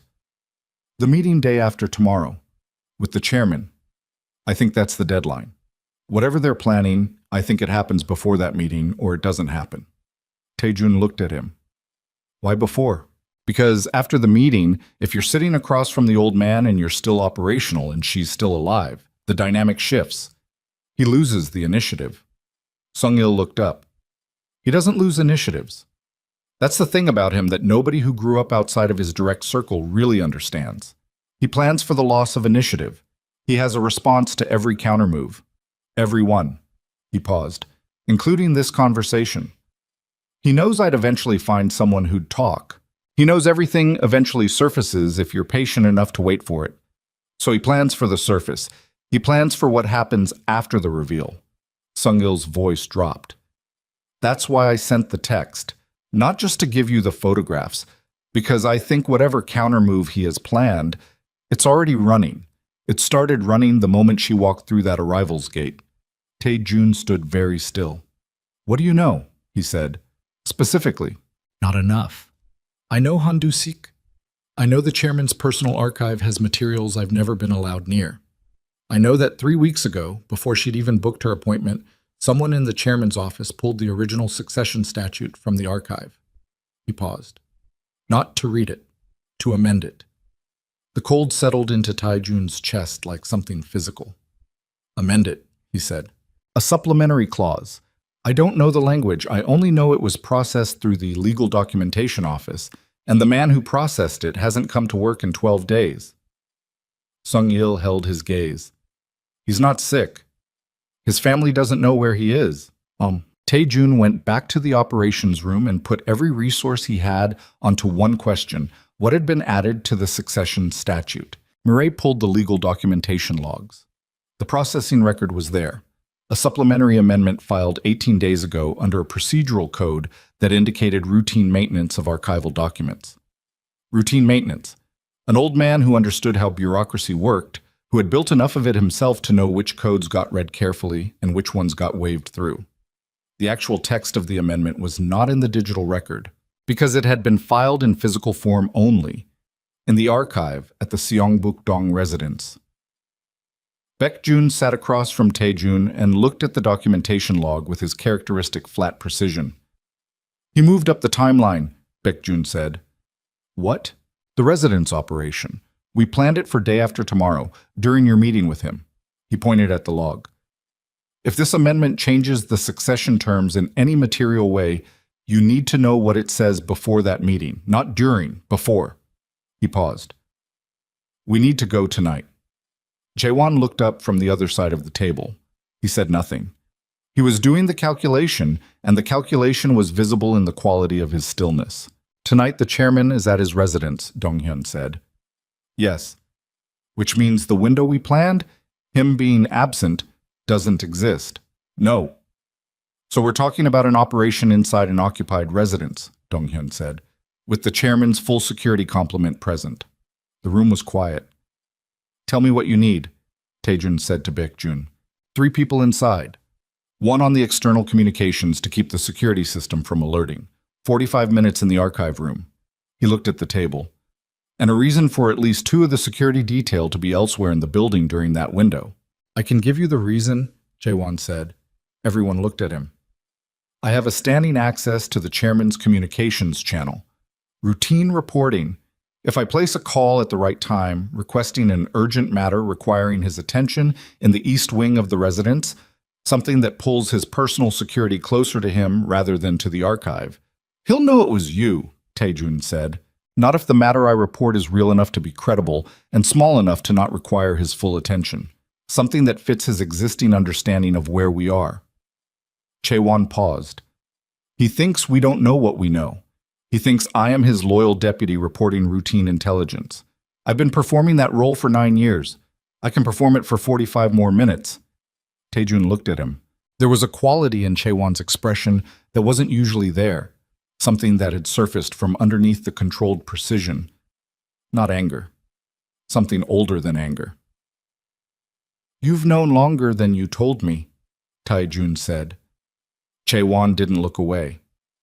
I suspected, 3 months ago. I didn't have enough to bring you, and I was... He stopped. I was afraid of what you would do if I brought you half a picture. You were protecting me. I was making a judgment call. It may have been the wrong one. He held his gaze. I'm telling you now. The room held the weight of that. Tonight, Taejun said, 2 hours after dark, Baekjun goes in with Donghyun and one other. Chaewon places the call at the 40-minute mark. He looked around the table. Everyone understand their role. Nods. And Sung-il, Taejun said. He looked at Donghyun. He stays in the building, comfortable. He eats. He has access to his phone so he can respond normally to Han Du-sik if contacted. He paused. He is not imprisoned. He is not threatened. He made a choice tonight that cost him something, and we don't add to that cost. Donghyun nodded. One more thing. Taejun looked at the documentation log. The man from the legal office, the one who processed the amendment and hasn't been seen in 12 days. We're looking, Mirai said. Find him. Bob. They went in at 9:47. Taejun wasn't with them. He was at the compound, in the operations room, on a monitor showing 3 separate feeds from the team's equipment. He sat in a chair and watched and did not move and did not speak, and Chaewon sat beside him and did the same. The residence was a traditional-style structure in Seongbuk-dong, 3 floors, heavy landscaping, security team of 8 that rotated in 2-hour intervals. Baekjun and Donghyun and a third man named Ryu went in through the service access on the east side, which Sung-il had confirmed was the softest point. They moved through the service corridor to the ground floor archive room, which occupied the back corner of the building near the garden wall. At the 40-minute mark, Chaewon placed the call. Taejun listened to him do it. Listened to his voice perform 9 years of trusted deputy with perfect composure, reporting a credible minor crisis in the East Wing, keeping his tone measured and concerned and precisely calibrated. Heard the response from the chairman's communications line. Watched on the feed as 2 of the security personnel moved from the ground floor corridor toward the East Wing. Baekjun had 45 minutes. He used 38. At 10:41, he transmitted 3 words on the secure channel. I have it. They were back at the compound by midnight. Baekjun spread the documents on the operations table. The amendment to the succession statute was 4 pages, dense with legal language, formatted with the formal precision of decades-old institutional documentation. He translated the critical passages as he read. The original Section 7 stands, he said. The biological heir claim, the voting trust, everything, intact. He turned to the second page. But the amendment adds a clause, subsection 7A. He paused. In the event that the biological heir's claim is challenged by a sitting council member on the grounds of succession irregularity, the matter is referred to the full council for a binding vote. A 2/3 majority can suspend the heir's claim indefinitely, pending resolution of the irregularity. Taejun looked at him. What constitutes a succession irregularity? Baekjun turned to the 3rd page. Any circumstance in which the acknowledging party, the father, is found to be acting under criminal duress, material deception, or in violation of the council's foundational charter at the time of acknowledgement. He set the page down. He's built a legal mechanism to retroactively void the claim. If he can demonstrate, to a 2/3 council majority, that your acknowledgement of the child was made under circumstances that violated the charter, he controls 8 of the 12 council votes, Chaewon said quietly, through long-standing alliances and the Park family's northern connections. The room was silent. He doesn't need to move against her physically, Taejun said. No. Baekjun looked at him. He just needs to call a council session, present the amendment, which he had filed as routine maintenance, which means it's already legally incorporated into the statute, and move for suspension. He paused.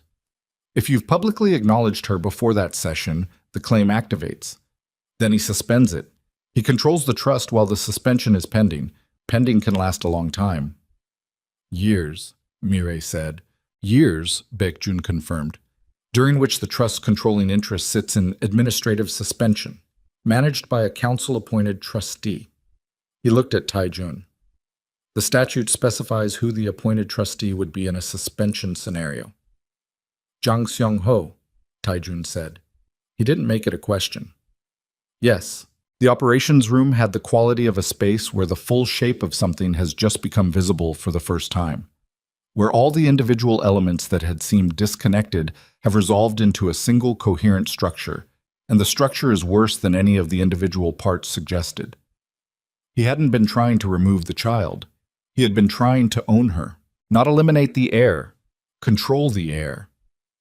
Use the legal mechanics of the succession statute, which he had amended in the dark, quietly, without anyone noticing, to install himself as the effective manager of the voting trust under the guise of administrative procedure. Keep the claim technically alive while draining it of all practical meaning. Let Taijun have his daughter. Let him acknowledge her. Let the heartwarming reunion play out. And then in the council chamber, with 8 votes already in his pocket, reduce her inheritance to a legal fiction he controlled. And if Taijun refused to acknowledge her, if he tried to prevent the claim from activating in order to protect her from the suspension mechanism, then he never acknowledged his own daughter. The trust remained with the existing structure. Zhang retained his seat. The empire continued under his shadow. Either way, the old man won. Taijun stood up. He walked away from the table and stood at the window and looked at the compound courtyard in the midnight dark and felt the full architecture of it settle around him. 11 years. The man who had sat across from him at his father's desk and said, "I will help you build this," had been engineering this. Not for 7 months, not for a year, but for 11 years. Every piece of guidance, every strategic recommendation, every alliance, every council relationship, every procedural norm that had been quietly shaped and reshaped, all of it had been laying the foundation for this specific mechanism. For the moment when Taijun produced an heir outside the approved structure, and the old man's decades of patient construction would be worth everything he had invested in them. The window was cold under his palm. He thought about the dinner in March, the old man 3 seats down, asking Imani about her mother with the mild and interested warmth of a man who had nothing but goodwill, watching her across the table and calculating. Taijun, Chaewon's voice. He turned. Chaewon's phone was on the table, and his face had the blast radius quality again. Mirai found the legal officer, Chaewon said, the one who processed the amendment. Where? He's alive. A pause. He's in the chairman's second property in Gapyeong. He's been there for 12 days. He's not being held by force. He went voluntarily. He's being paid to stay silent and stay out of Seoul until the council session. What council session? Taejun said. The emergency session Chairman Zhang has called for tomorrow morning. Chaewon looked at him. 8 a.m. The notification went out an hour ago. All 12 family heads. The chairman has requested an urgent matter of succession procedure be heard by the full council. He paused. He's moved the timeline. The room was very still. He knows, Taejun said. He knows we were at the residence tonight. Probably knew before Baekjun was back in the car. Chaewon's voice was controlled and precise, and underneath both things was something bleak. He planned for us to go to the residence. He planned for us to find the amendment. He wanted us to know what he'd built before the council session so that I'd walk into that chamber already knowing I'd lost, Taejun said. The silence held. The session is at 8 a.m., he said. He looked at the clock on the wall. 7 hours and 12 minutes. Chaewon said nothing. If I don't attend, he calls the session anyway and moves forward unopposed. He presents the amendment, he calls the procedural vote, and without me in the room, there's no counter-argument and no, if you attend, Chaewon said, he still has 8 votes. The amendment stands, the suspension mechanism activates the moment you publicly acknowledge her, and he moves for suspension at the session. Unless I walk in with enough evidence of the forgery operation to turn the council against him before the vote. We have the documents, the forgery chain, Sung-il's testimony. Chaewon paused. He'll have anticipated that too. He'll have a response. What response? Chaewon looked at him directly. You. A pause. Say that clearly, Taejun said. The charter violation clause in the amendment. The grounds for suspension include a finding that the acknowledging party is in violation of the council's foundational charter at the time of acknowledgement. Chaewon's voice was careful and precise. The foundational charter has a clause regarding unauthorized operations against sitting council members and their affiliated personnel. He stopped. Tonight, the operation at the residence. Taejun looked at him. He knows we were there, Chaewon said. He has surveillance on his own property, obviously. He has footage of Baekjun and Dong-hyun in his archive room. He spread his hands on the table, a rare gesture, almost helpless. He didn't just plan for us to find the amendment. He planned for the operation itself to be the evidence he needs. If he presents that footage to the council before you present the forgery evidence, the first thing on the table is not his crimes, it's yours. The room was silent. Taejun stood at the window with the compound dark outside and the clock reading 12:22 and the council session 7 hours and 38 minutes away, and he understood, with the complete, clear, cold understanding of a man who has just watched a trap close from the inside, that Chairman Jang Seong-ho had not been waiting for him to make a move. He had been waiting for him to make this move. Every step Taejun had taken in the past 36 hours, moving Imani to the compound, pulling the forgery documents, bringing Sung-il in, running the residence operation, had been not just anticipated but engineered.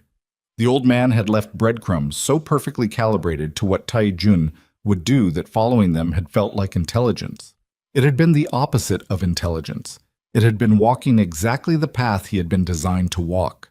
And at the end of the path was a council chamber at 8 a.m., where a man with 8 votes and 60 years of patience and footage of an unauthorized operation was going to reduce Taejun's daughter to a legal abstraction before she had drawn her first breath.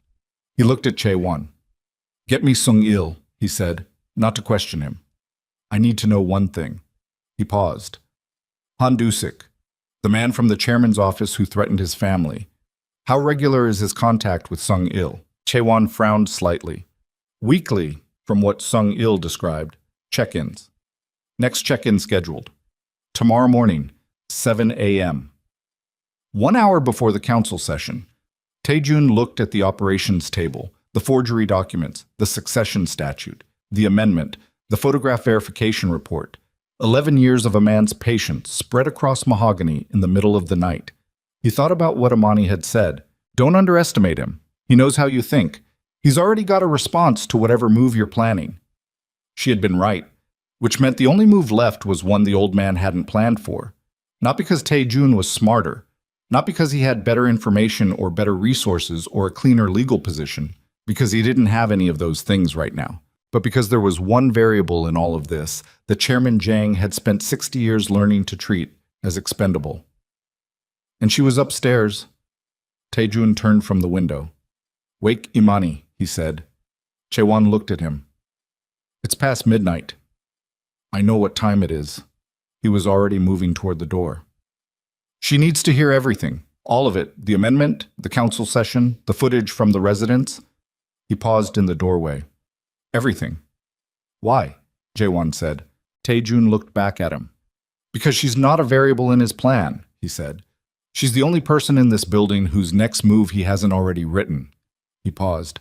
"And because whatever we do in the next 7 hours, we do together or we don't do it." He knocked on her door at 12:31 in the morning, and she opened it before the second knock, which told him she hadn't slept at all. She looked at his face and stepped back from the door without a word. He walked in and sat down in the chair by the window and told her everything. The amendment. Subsection 7A. The council session at 8 a.m. The footage from the residence operation that the chairman already had and intended to use. The legal trap that had been engineered with 60 years of patience and that had closed, with quiet precision, around every move Taejun had made in the past 36 hours. She sat on the edge of the bed and listened without interrupting. Her hands were folded in her lap, and she was very still. And she listened the way she always listened, completely, without performing reaction, taking it in with the full weight of her attention. When he finished, she sat for a moment in the silence.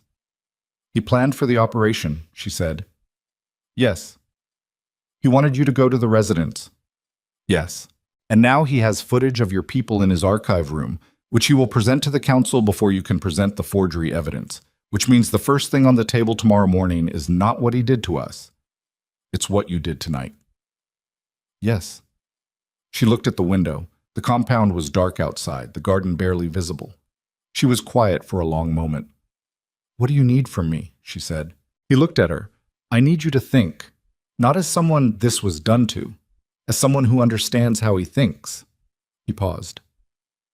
"You said he's had a response plan for every move. You were right.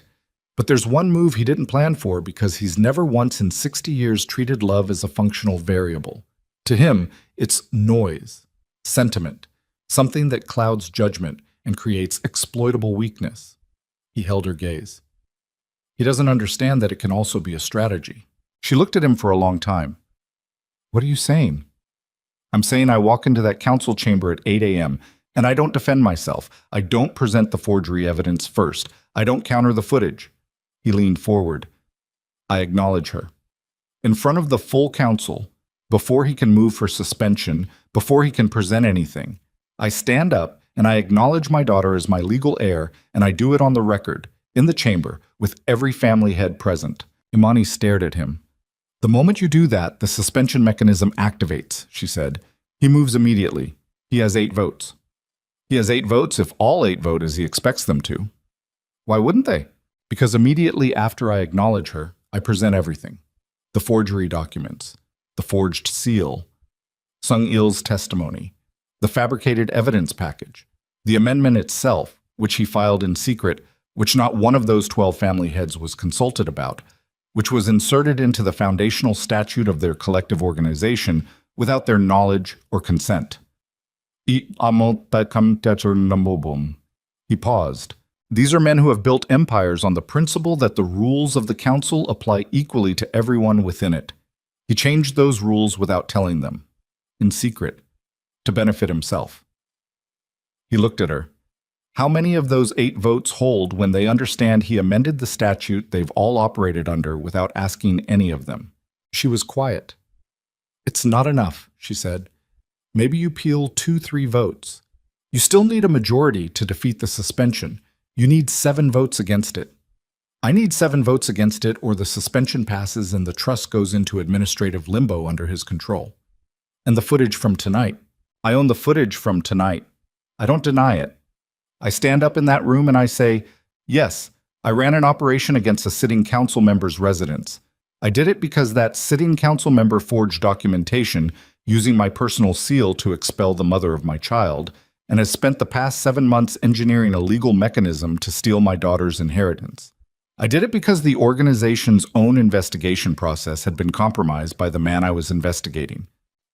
He paused. "I put it all on the table. Everything. I don't hide anything." She looked at him. "That's not a legal strategy. That's a confession followed by a character argument." "Yes. You're asking 12 men who built their power on procedural control to abandon procedure and vote on character. I'm asking them to look at what he did and decide whether the man who did it deserves to run the organization they've all invested in." He held her gaze. "These aren't 12 men who are loyal to Jang Seong-ho. They're 12 men who have been working with him because he's been useful. The moment he stops being useful, the moment he becomes a liability, their calculus changes." Imani pressed her lips together. She was doing the math. He could see her doing it, working through the variables with the rapid and unsentimental precision that had always been one of the things about her that made him trust her judgment above almost anyone else's. "You need someone to go first," she said, "before the vote. One family head who breaks from the chairman's block publicly, before the tally, so the others have cover to follow." She looked at him. "Who?" He had been thinking about this since the operations room. "Shin Myung-rok," he said, "head of the Shin family. He's been in the chairman's block for 8 years, but 3 years ago the chairman blocked a northern expansion Shin had been developing for 2 years. Shin absorbed the loss and said nothing publicly, but he's been positioning for leverage ever since." He paused. "And he has a daughter, 22 years old. He understands what it means to protect a child. You have 36 hours, 7 hours, to approach him before the session. I have Chaewon call him in the next hour, not to persuade, to inform. Chaewon gives him the full picture, the forgery, the amendment, all of it, and lets him make his own decision." He paused. "I don't ask him for his vote. I give him the information, and I let him be a man who makes his own choices." She was quiet for a moment. "And if he doesn't break," she said, "if the 8 votes hold," he looked at her steadily, "then the suspension passes, and I fight it through every legal channel available for as long as it takes, and I keep her safe while I do it. That could take years. Yes.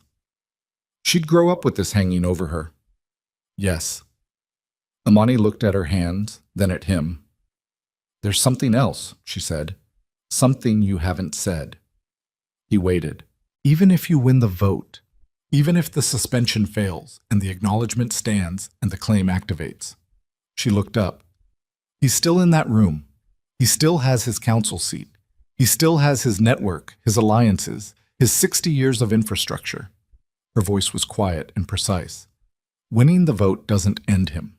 It just starts a different kind of war. I know. So what ends him? He held her gaze. His own counsel, he said.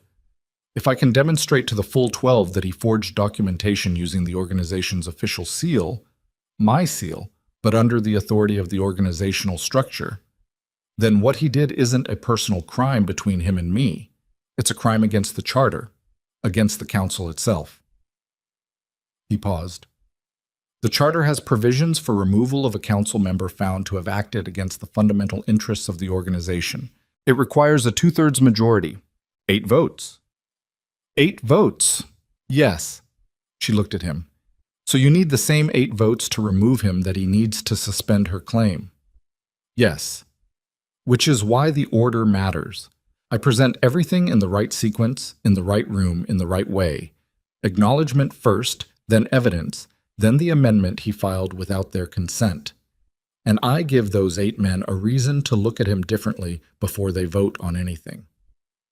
The room was quiet. Outside, the compound held its armed silence. The clock on the wall read 12:54. Imani looked at the wooden bird on the windowsill, then back at him. Go do it, she said. All of it. Call Chae-won. Get Shin Myung-rok on the phone. She paused. And Tae-jun. He looked at her. Don't lose, she said. Not theatrically, not as a declaration, just directly, the way she said everything that mattered, straight and clean and without ornament. He stood. He moved toward the door. I need one thing from you, he said. Name it. Stay in this building until I'm back. No exceptions. Not for the hospital, not for anything. He looked at her. Dong-hyun stays on this floor personally. Not a rotation. Him, specifically, until I return. She held his gaze for a moment. Then she nodded. He left. The next 4 hours were the most precisely executed 4 hours of his operational life. Chae-won reached Shin Myung-rok at 1:15. The call lasted 22 minutes. Chae-won reported afterward that Shin had listened to the full account without interrupting and had said, at the end, 4 words. Send me the documents. Not a commitment, not a refusal. 4 words that meant he was reading. Mireille and Baekjun spent the remaining hours assembling the presentation package. Not a legal brief, not a formal document, but a structured account of events with every piece of supporting evidence attached in the sequence that told the clearest story.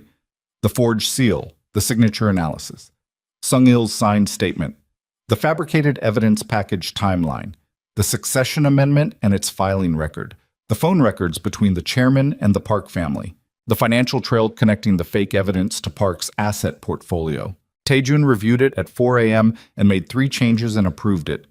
At 5:30, he went upstairs and showered and put on a dark suit and looked at himself in the mirror for a moment, just a moment, and then went back downstairs. At 6:45, his car pulled out of the compound gates. The council chamber was in a building in Jongno that presented itself to the outside world as a private investment firm. 9th floor. A room with a long table, 12 chairs, no windows. The kind of room that had heard things that couldn't leave it. He arrived at 7:58. 8 of the 12 family heads were already seated. 3 others came in behind him within the next 4 minutes. The 12th, Shin Myung-rok, arrived at 8:03, the last to sit, and he sat down at the far end of the table without looking at the chairman, which told Tae-jun exactly nothing and everything. Chairman Jang Seong-ho was already seated at the head of the table, 71 years old, small-framed, precise in his movements, wearing a charcoal suit that fit him the way well-made things fit people who have always expected quality as a baseline. His face was the face of a man who had been managing difficult rooms for half a century, composed, attentive, giving nothing away. He looked at Taijun when he entered and gave him a nod that was warm and familiar and completely hollow. Taijun. His voice was the same as it had always been. Molt. Paternal. The voice of the man who had sat across from a 24-year-old inheriting an empire and said, "I will help you build this." "I'm glad you came." Taijun sat down. He looked at the old man. "Let's begin," he said. Chairman Jiang opened the session with the procedural efficiency of someone who had been running council sessions for longer than most of the men in the room had been alive. He outlined the matter at hand, a succession procedure question requiring council attention. His voice was measured, his language precise, his manner that of a man doing routine organizational maintenance. Nothing in his presentation suggested crisis. Nothing suggested urgency. He was performing calm so perfectly that the performance itself was a kind of weapon, a signal to the 8 men in his block that there was nothing to be alarmed about, that this was simply a formality, that they should vote as planned and go home. He presented the amendment. He laid it out cleanly, with the documentation, noting that it had been filed through proper procedural channels as routine statute maintenance. He explained the mechanism, subsection 7A, the suspension provision, the council's authority to manage succession irregularities. He used the word protect 3 times. Protect the organization's interests. Protect the foundational charter. Protect the council's authority over succession matters. He did not present the footage from the residence. Not yet. He was keeping it. Saving it for the moment Taijun spoke, so that whatever Taijun said would be immediately undercut by the image of his people in the archive room. Discredit the messenger before the message could land. Taijun watched him do it and recognized every beat and waited. When the chairman finished and moved to open the floor, Taijun raised his hand. "Before we proceed," he said. The room looked at him. "I want to make a formal acknowledgement for the council record," he said. "Under Article 3 of the Foundational Charter, the sitting head of the Kang family formally acknowledges his biological heir." He paused. "Her name is not yet chosen. She will be born in approximately 8 weeks. Her mother is Imani Okoye. I am her father. I acknowledge her as my legal heir, and I invoke her claim under Section 7 of the Succession Statute." The room was very still. He watched the chairman's face. The composure held, but something moved behind it. Not surprise, because the old man didn't do surprise. Something more like a recalibration. A man adjusting the sequence of events he had planned because the variable had moved slightly earlier than expected. He moved immediately. Under subsection 7A, I move that the council consider, "I have a presentation for the council," Taijun said, "before any motion is entertained." "The motion is already on the floor." "There is no motion on the floor until it is seconded," said a voice from the far end of the table. Everyone looked at Shin Myung-rok. He had his hands folded on the table in front of him, and he was looking at the chairman with an expression that was neutral and opaque and had no warmth in it. "Let him speak," Shin said. "I'd like to hear what he has to say." The room shifted. Not dramatically. These were men who had spent their lives not showing reactions in rooms like this one. But it shifted. 2 of the men in the chairman's expected block exchanged a glance that was brief and said nothing and said everything. Taijun stood. He began. He didn't perform it. He didn't make it emotional or theatrical. He laid it out the way Mirai and Baekjun had assembled it, sequentially, evidentially, with each piece building on the last. The forged seal, the forged authorization, the fabricated evidence package that had convinced him the mother of his child had chosen to leave, the forensic analysis demonstrating the forgery, Sung-il's signed testimony, including the name Han Du-sik and the photographs of Sung-il's daughter used to coerce his silence, the financial trail connecting the fabricated evidence to the Park family's asset portfolio, the phone records between Chairman Jiang and Councilman Park in the 48 hours following Amani's return. He put the documents on the table as he spoke. Physical copies, 1 set per council member, assembled by Baekjun at 3 in the morning with the precision of a man who understood that the physical weight of paper in a man's hands changes how he receives information. The room read as he talked. He got to the amendment. Subsection 7A was filed 18 days ago, he said, through a procedural code indicating routine maintenance. It was not circulated to the council for review. It was not disclosed to any council member before today. He looked around the table. The foundational charter requires that any amendment to the succession statute be submitted to the full council for review with a minimum of 30 days' notice. He paused. This amendment was filed with no notice. It was processed by a legal officer who has been kept at a private property in Gapyeong for the past 12 days to prevent him from speaking to anyone. He set the final document on the table. This amendment is not legally incorporated into the statute.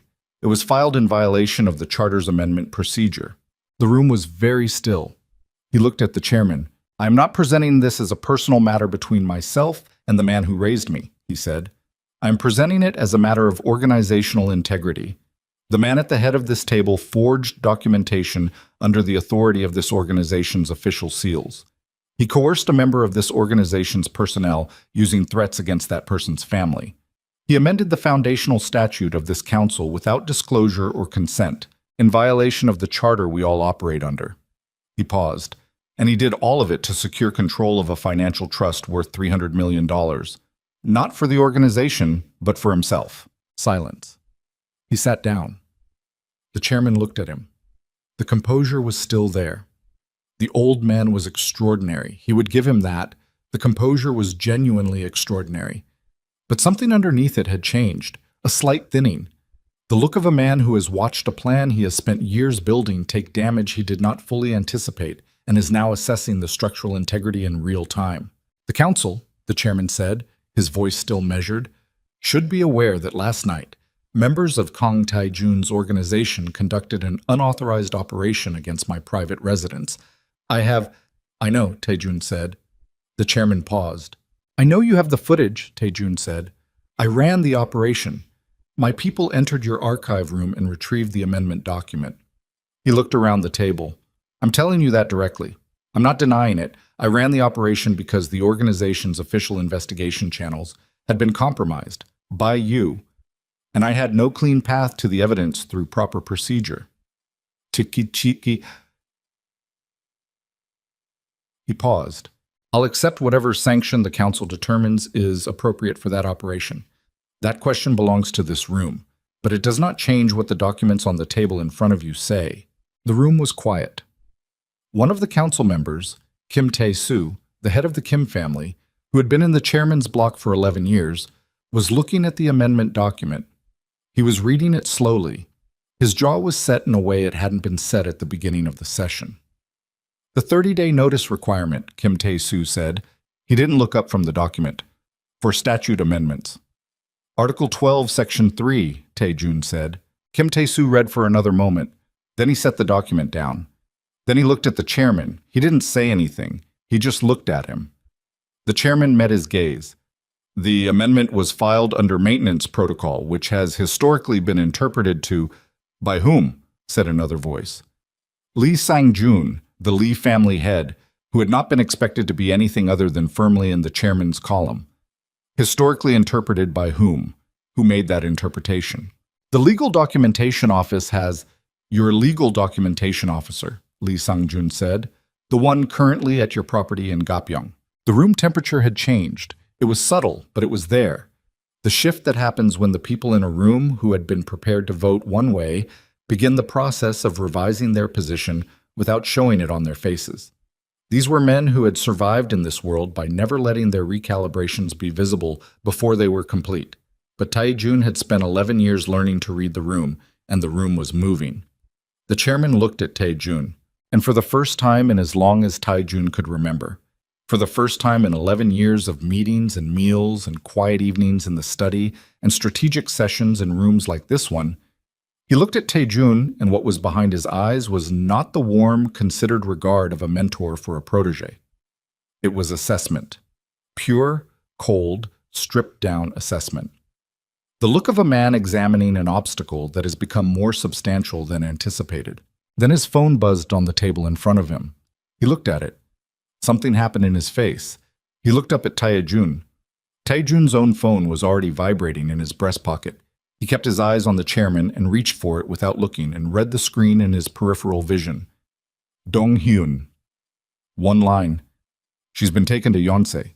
Contractions. Real ones. Go." The world narrowed. The council chamber, the 12 men, the documents on the table, the amendment, the votes, all of it went to the periphery. He was standing before he had decided to stand. He was looking at the old man across the table, and the old man was looking back at him, and in the old man's face there was something that was almost satisfaction, because he knew. He had been watching his phone. He had known before Tai-jun did. Someone had told him. Someone at the compound or at the hospital or in the transit between the two. Someone was still feeding information to the chairman's office, and the old man had known that Amani was in labor before the council session ended, and whatever that meant for the sequence of events he had planned, the look on his face said it was not a disruption. It was the next move. Tai-jun looked at Chae-won, who had been seated against the wall in the observer position. Chae-won was already on his phone, already moving. Tai-jun looked around the table. 12 family heads, documents in front of every one of them. The votes not yet cast, the motion not yet seconded, the session technically still open. He looked at Shin Myung-rok. Shin was already looking at him. He gave a single, almost imperceptible nod. Tai-jun looked at the chairman one more time. "Table the vote," he said to the room. "Not a request. I will return." He looked at the old man. "This isn't finished." The chairman looked at him with the mild, composed expression of a man who has been managing rooms for 50 years. "No," the old man said quietly. "It isn't." Tai-jun walked out. The drive to Yonsei was 11 minutes. Dong-hyun had the car running at the building entrance. Tai-jun got in, and the car was moving before the door was fully closed, and he sat in the back and breathed, and his hands were flat on his thighs, and he was very still, in the way he was still when something had gone past the level of containment, and the only function left was to move through it. "How long?" he said. "Contraction started around 7:30, Dong-hyun said from the front. She held out until 8:15 before she told anyone. The new specialist, Dr. Park Yeon-ji, is already with her, 6 weeks early. Dr. Park says it can go either way. They may be able to slow it, or they may not. She's okay. She's stable. She's—" A pause. "She's very calm." Dong-hyun's voice had something in it that wasn't usually there. "She told me to tell you not to come if the session wasn't finished." Tai-jun said nothing. "I'm telling you anyway," Dong-hyun said. "I know." The city moved past the windows. Early morning, the Han glittering in the cold light, the city conducting its ordinary business with no knowledge of what was happening inside the buildings that lined it.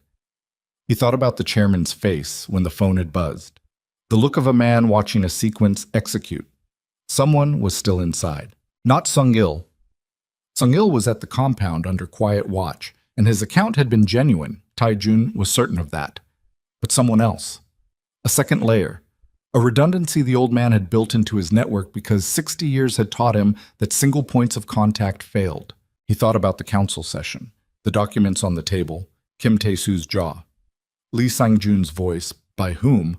The question cutting through the chairman's framing with the precision of a man who had just decided which side of a line he was standing on.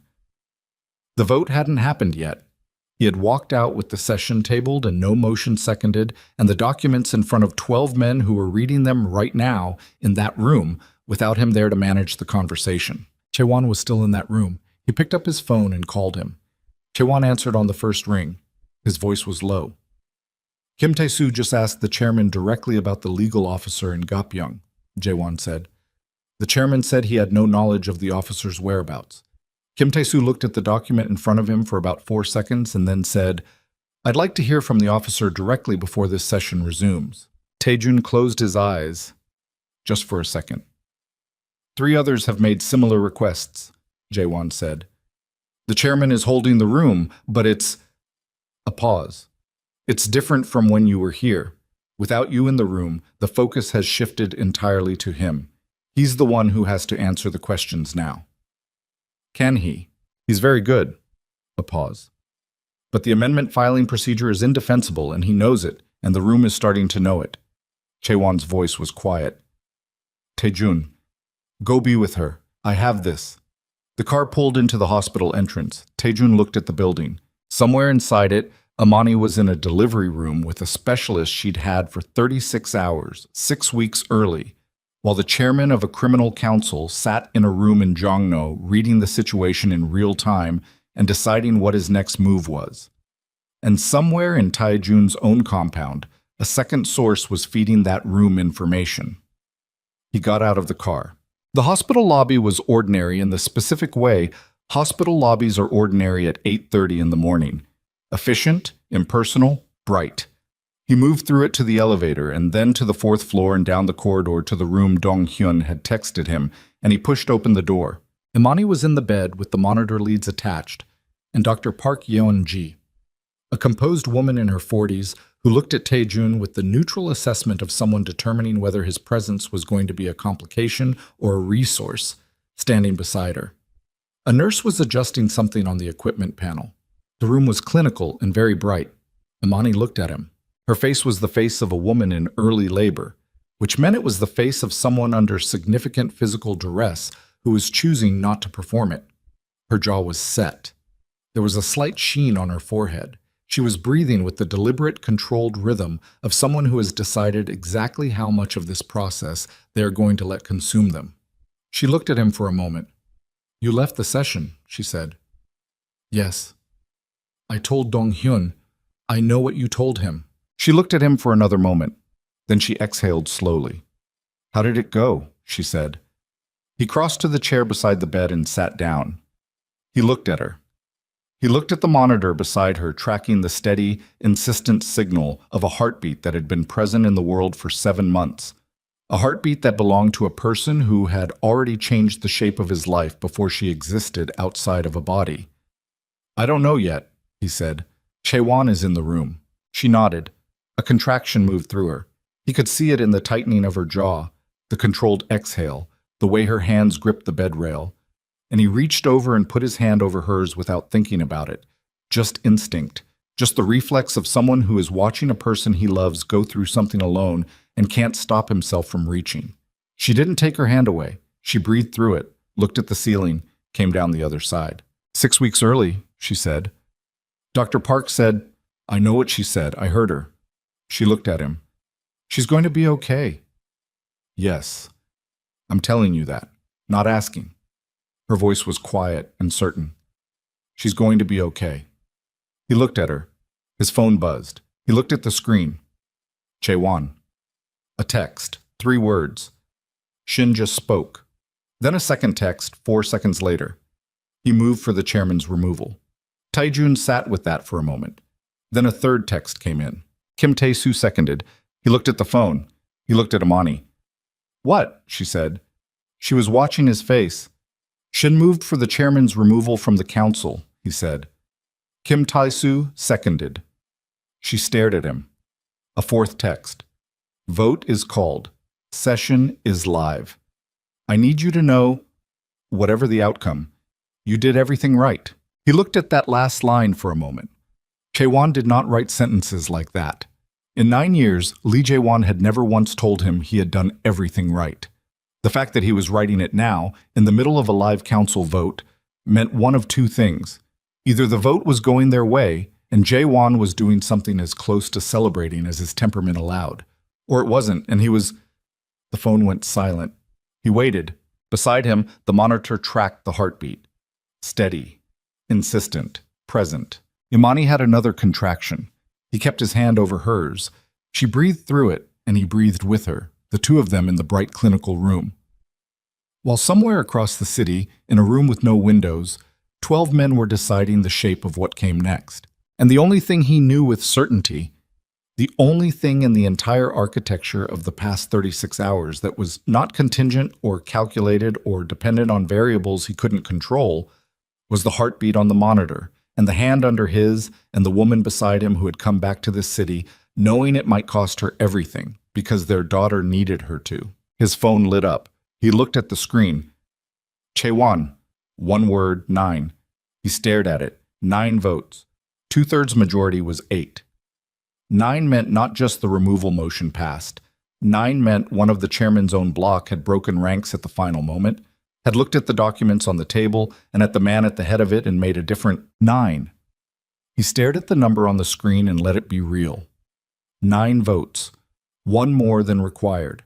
One of the chairman's own block had broken at the final moment, had sat in that room with the documents in front of him, and looked at the man who had filed a secret amendment to steal a child's inheritance, and decided that some things were not worth protecting regardless of how long you had been protecting them. He would find out later which one. He would find out later a great many things. Right now, there was only the monitor beside him, and the hand under his and Chaewon's one-word message sitting on a screen in a bright hospital room 6 weeks before the world was supposed to be ready for what was coming. He set the phone face down on the chair arm. Imani was watching him. She had been watching him read the message with the focused attention of a woman who has learned to read news from the faces of the people receiving it. 9, he said. She looked at him. The removal motion passed. 9 votes. He paused. He's out. She held his gaze for a long moment. Something moved through her face.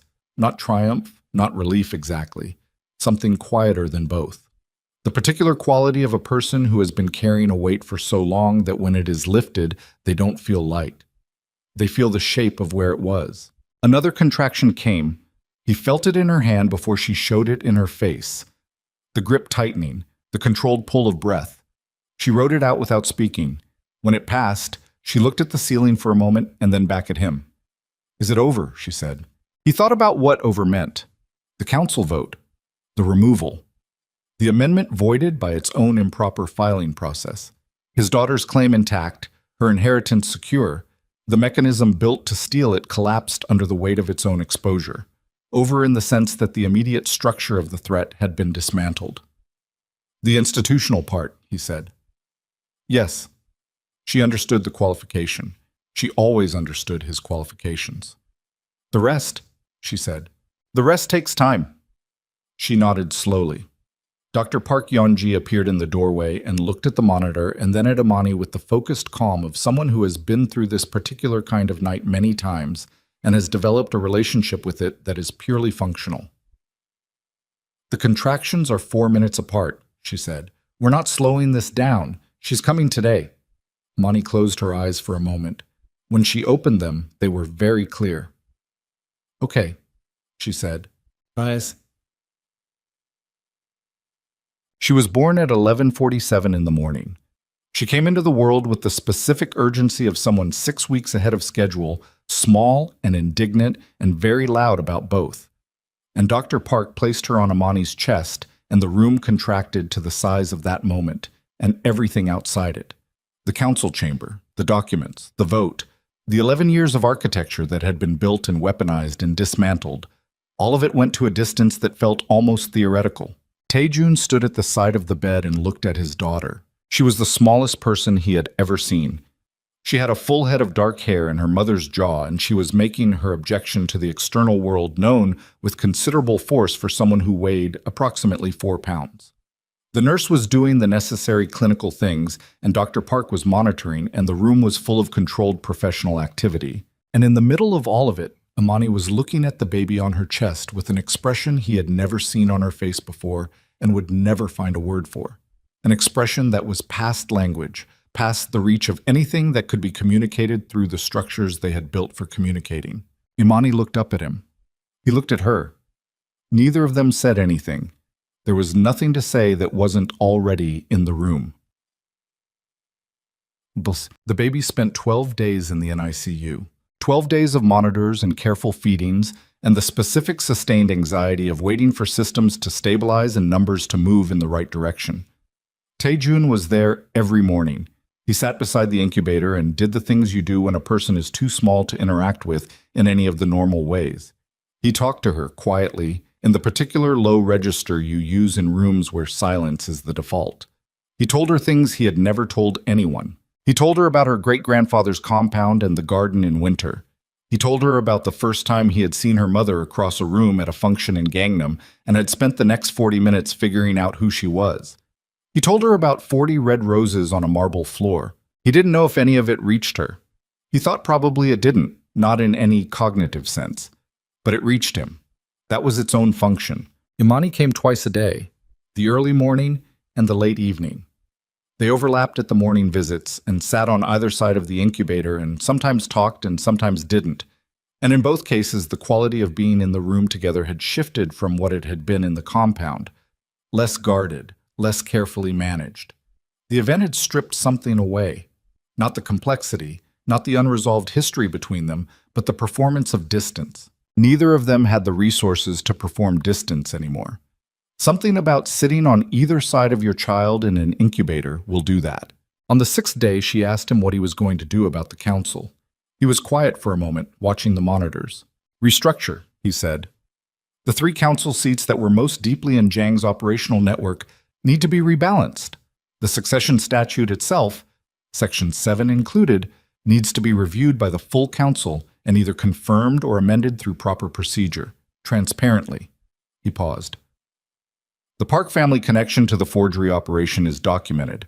Councilman Park has been informed that we have the financial trail. He's stepping back from active council participation. Stepping back, she said, voluntarily, which is the outcome that causes the least collateral damage. He looked at her. Su-Yan knew the photographs were fabricated. She knew before I did. She was involved in the evidence assembly. He paused. She didn't know about the amendment. Zhang kept the succession strategy separate from what he shared with the Park family. They thought they were clearing the way for a marriage alliance. They didn't know about Section 7. Imani was quiet for a moment. Does that distinction matter? Legally, yes. Morally, he stopped.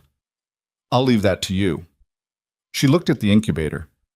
What about Han Du-sik? In custody, along with 3 others from the chairman's private communications office. He paused. The legal officer from Gapyeong came back to Seoul voluntarily the morning after the council session. He gave a full account. And Sung-il. He was quiet for a moment. Sung-il is being reassigned, away from my direct operation. Not punished. I made a commitment to that effect and I'm keeping it. But the dynamic of him being in my compound after what he did and what it cost, it's not workable. He paused.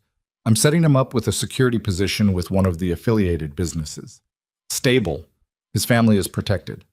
That's the best I can do. She nodded slowly. And Chairman Zhang, she said. The monitors beeped their steady, quiet rhythm. He's been removed from the council, he said. His assets within the organization have been frozen pending the full accounting of what he took and what he diverted over 11 years. He looked at his daughter's small face through the incubator panel. He's 71 years old. He has a house in Seongbuk-dong and money that predates the organization and whatever's left of his private relationships. He paused. He won't be prosecuted through official channels. The nature of what this organization is makes that impossible, and we both know it. But he has nothing left here. No seat, no authority, no access. He was quiet for a moment. I spent 11 years believing he was the closest thing I had to a parent, and what I understand now is that the man I believed that about never existed. He was a construction, exactly as much of him as was necessary to secure my trust and my dependency. The rest was always just this. He looked at the documents he wasn't carrying, the chair he was sitting in, the room. It's a strange thing to grieve someone who was never what you thought they were. Bosh men tatisho passing. Imani looked at him. You're still grieving it. Yes. That's not weakness. I know. He looked at her. It just takes time. She looked back at the incubator. She needs a name, she said. He had been waiting for her to bring it up. He had his own thoughts, but had been waiting, because this was hers to initiate. I've been thinking about a Daeze, she said. It's Igbo. It means daughter of a king. She paused. My grandmother used to say it was the name you gave a girl you expected great things from. She looked at him. But I don't know if you... A Daeze, he said. She looked at him. It's right, he said. She looked at the baby for a long moment. Then something in her face did the thing it had done in the delivery room. The thing past language, the expression that didn't have a category yet, the one he was going to spend a long time learning. A Daeze, she said quietly, trying the weight of it, letting it settle. On the 12th day, the doctors cleared her to leave the NICU. She went home to Imani's room at the compound. The corner room with the 2 reinforced walls and the window looking out onto the garden, the room Imani had chosen to trust. And the 3 of them spent the first night in the particular suspended reality of new parenthood, which operates outside of normal time and has its own physics. Adayeze slept in the intervals between demanding everything, and Amani slept in the intervals between Adayeze. And Taejun did neither with any success, but found he didn't particularly mind. Around 3 in the morning, he was sitting in the chair by the window with Adayeze against his chest. She had developed a strong preference for being held upright, which her mother found amusing and which he had accepted as a negotiating position he was not going to win. And the compound was quiet around them in the armed, watchful way it was always quiet. Amani was asleep in the bed. He could hear her breathing. He looked at the window. The garden was winter bare and still, the fountain off, the stone paths empty. The city beyond the walls was doing its 3 a.m. things, the occasional distant sound of traffic, the ambient hum of a city that never fully went quiet. He looked down at Adayeze. She was awake. She did this. The unexpected alertness, the dark eyes open in the low light, the quality of attention that seemed, for a 12-day-old person, excessive. He had mentioned this to Dr. Park, and she had looked at him with the expression she reserved for new parents, saying new parent things, and told him it was normal. He was not entirely convinced. "You caused a significant amount of disruption," he told her quietly, "before you were born. I want you to know that." She looked at him with her dark eyes. "It wasn't your fault," he said. "I want you to know that too." She made a small sound that was not a protest and not an agreement, and he decided to interpret it as acknowledgement. He looked back at the window. He thought about what Amani had asked, in the hospital room on that first night in the compound. What ends him? And he thought about the answer he had given her, which had been a legal and procedural answer, and he thought about whether it was the true answer. The true answer was, nothing ends a man like Jang Seong-ho in any final sense. He had 71 years of construction behind him. He had the architecture of a lifetime of calculation, the relationships, the debts, the carefully banked goodwill that didn't disappear just because a council had voted him out. He would find other rooms to be in. He would find other tables to sit at. He was the kind of man who always found the next table. What had ended was his access to this table, his claim on this structure, his ability to reach into the Kang organization and shape it toward his own purposes. The instrument he had spent 60 years building had been taken out of his hands, and the hands of the person he had built it for had decided they no longer needed him to hold it. That was the real end of it. Not a dramatic confrontation, not a sentence handed down. An old man at a council table watching 9 hands go up, and understanding in that moment that the investment of a lifetime had been assessed and found insufficient. Taejun thought about whether that was justice. He didn't arrive at a satisfying answer. He wasn't sure satisfying answers were available in the kind of life he lived. What was available was something more durable than satisfaction. The daily fact of the compound, the organization, the work of making it something that didn't have hidden chambers in its architecture, rooms where old men built mechanisms to steal from children. That work was long, and it was unglamorous, and it had no moment of completion. It was just the work. Adayeze made a more insistent sound. He adjusted her position against his chest. "All right," he said. "I hear you." Chugged. 3 weeks later, Amani told him she was going back to Lagos. Not permanently. She said that clearly, in the kitchen of the compound, in the morning, with a daez in the carrier against her chest and a cup of tea cooling on the counter beside her. Not permanently. She had the specialist here, and Adayeze's follow-up appointments were in Seoul, and she had agreed to a schedule that kept her in the city for the better part of the next 6 months. But she needed to go home. She needed her own space, her mother's kitchen, the specific air of the city where she had spent the 7 months that had changed the shape of her life. She needed to take her daughter to the place where part of her daughter was from.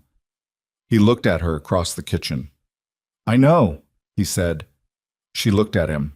"I'm not asking you to stay," he said. "I'm not asking you for anything." He paused. "I spent 7 months believing you had chosen to leave, and what I understand now is that leaving is a thing people can choose, and come back from, and choose again." He held her gaze. "I'll be here. That's all I'm telling you." She looked at him for a long time. The kitchen was morning quiet around them. The compound outside was going through its routines, the rotation of the security positions, the delivery entrance, receiving the day's supplies, The ordinary machinery of a place that had to keep functioning regardless of what happened in the rooms inside it. "You're different," she said. He looked at her. "Than you were before," she said. "Not entirely. Not in the ways that are the fundamental ways, the ones that were always there, but something shifted." She looked at him steadily. "I don't know yet what to do with that." "You don't have to know yet." "No." She looked down at Adayez, who was doing her 3-week-old thing of being incomprehensibly asleep, while simultaneously being aware. "But I want you to know I see it." She looked back up at him. "That matters." He nodded. She picked up her tea. She looked out the window at the winter garden. 2 weeks, she said. In Lagos, then back for the follow-up. "I'll have the car at the airport." She looked at him. "No," she said. "I'll get there myself." Not harshly, just clearly. The way she said things that needed to be clear. "But you can be at the hospital for the follow-up." "Yes." She nodded once. Then she turned back to the counter and picked up the tea and drank it, and the morning continued around them. Tool? The day she left, he went to his father's study and sat at the desk for a long time. The succession document was in the archive now, properly filed, properly recorded, the claim activated and on the books, and belonging to the small person who was currently on a flight to Lagos wrapped in a blanket that had come from a market in Insadong because Imani had seen it in a window and stopped without explaining why. The amendment was voided.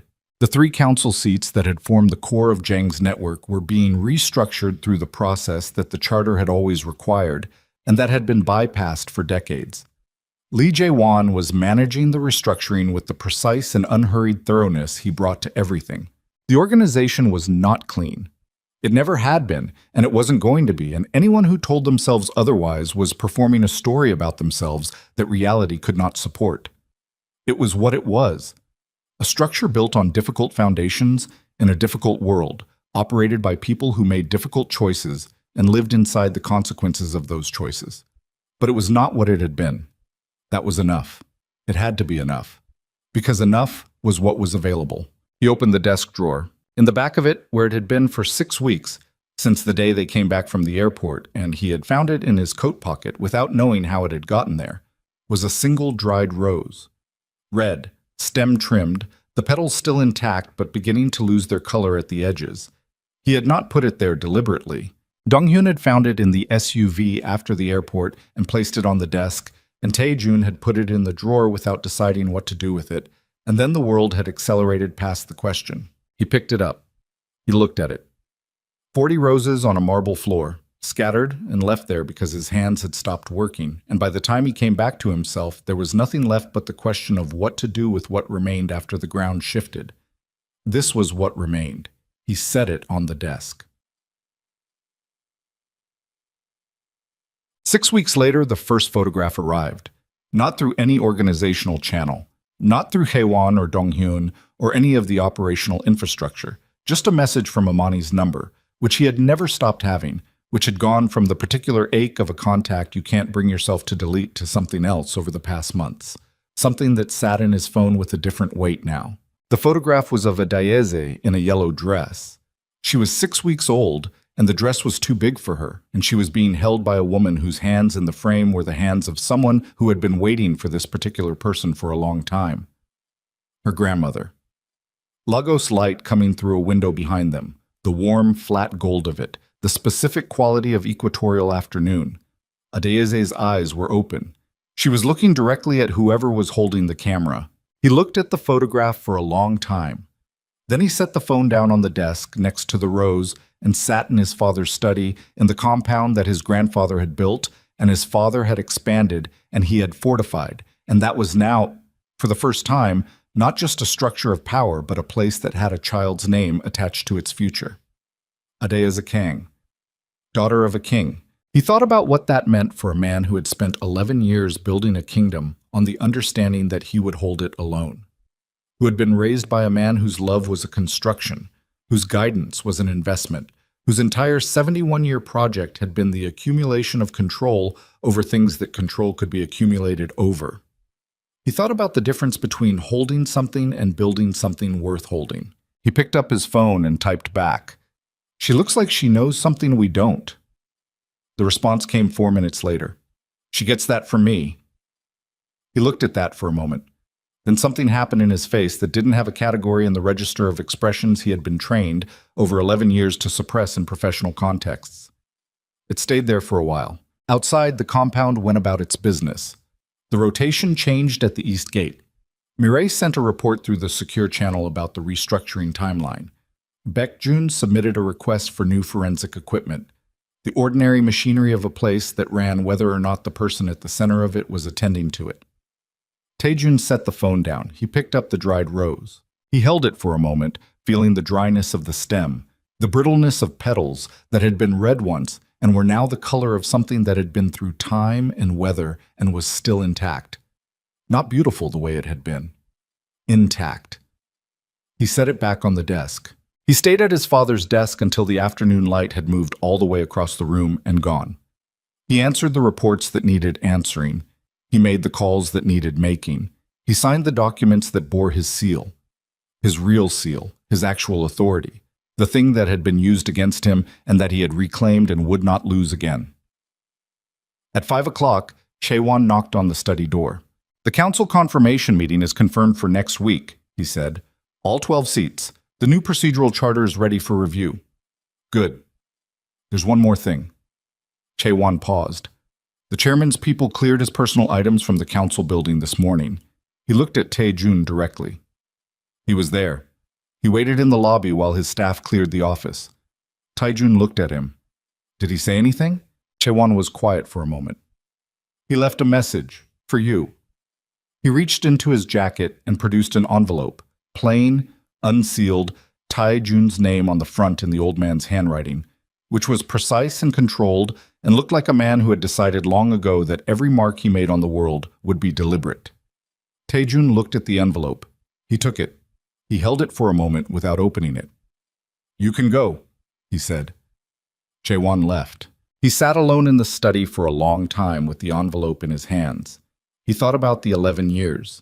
He thought about the study in the chairman's Seongbuk-dong residence, which looked a great deal like this study. The same dark wood, the same sense of accumulated authority, the same desk that had belonged to someone else first. He thought about a 24-year-old sitting in this chair for the first time and an old man across from him saying, "I will help you build this," and meaning something completely different from what the sentence appeared to mean. He set the envelope on the desk. He did not open it. He did not open it because the message inside it was, whatever its specific language, the last move of a man who had spent his life making moves and accepting the move, engaging with it, letting it matter enough to open and read, was itself a choice. A small one, a final one. He left it on the desk. He got up and walked out of the study and closed the door behind him. The compound in winter had a particular quality in the late afternoon, the light going gray-gold before it gave out entirely, the stone of the courtyard holding the cold, the bare branches of the garden trees doing their patient thing. He had walked through this courtyard thousands of times. He had walked through it as a young man trying to understand what he had inherited, and as a less young man who had stopped trying to understand it and started simply running it, and as a man in his 30s who had believed for 7 months that love was a thing that could be survived by converting it to something harder. He walked through it now as a man who knew his daughter's name. That was enough. That was in fact more than he had known how to ask for. He stood in the courtyard in the fading light and looked at the winter garden and thought about Lagos and yellow dresses and a pair of dark eyes looking directly at the camera. He thought about a follow-up appointment in 3 weeks, and a car he had been told not to send, and a hospital corridor and the specific discipline required to be in a process that didn't have a clear endpoint yet, that was still assembling itself, still finding its shape, still deciding what it was going to be. He thought about the 40 roses. He had come to that airport carrying 40 roses for the wrong future, and the wrong future had scattered them across a marble floor. And out of the wreckage of the wrong future, the right one had been standing 20 meters away with a worn envelope full of forged documents, and 7 months of a grief she had managed alone in a daughter who was going to grow up knowing her name meant something. One rose on a desk. One family finding its shape. One man standing in a winter courtyard understanding, for the first time in 11 years, that the hardest thing he had ever done was not building an empire. It was deciding what to do with it once he understood what it had cost. He stood in the cold for a while longer. Then he went inside.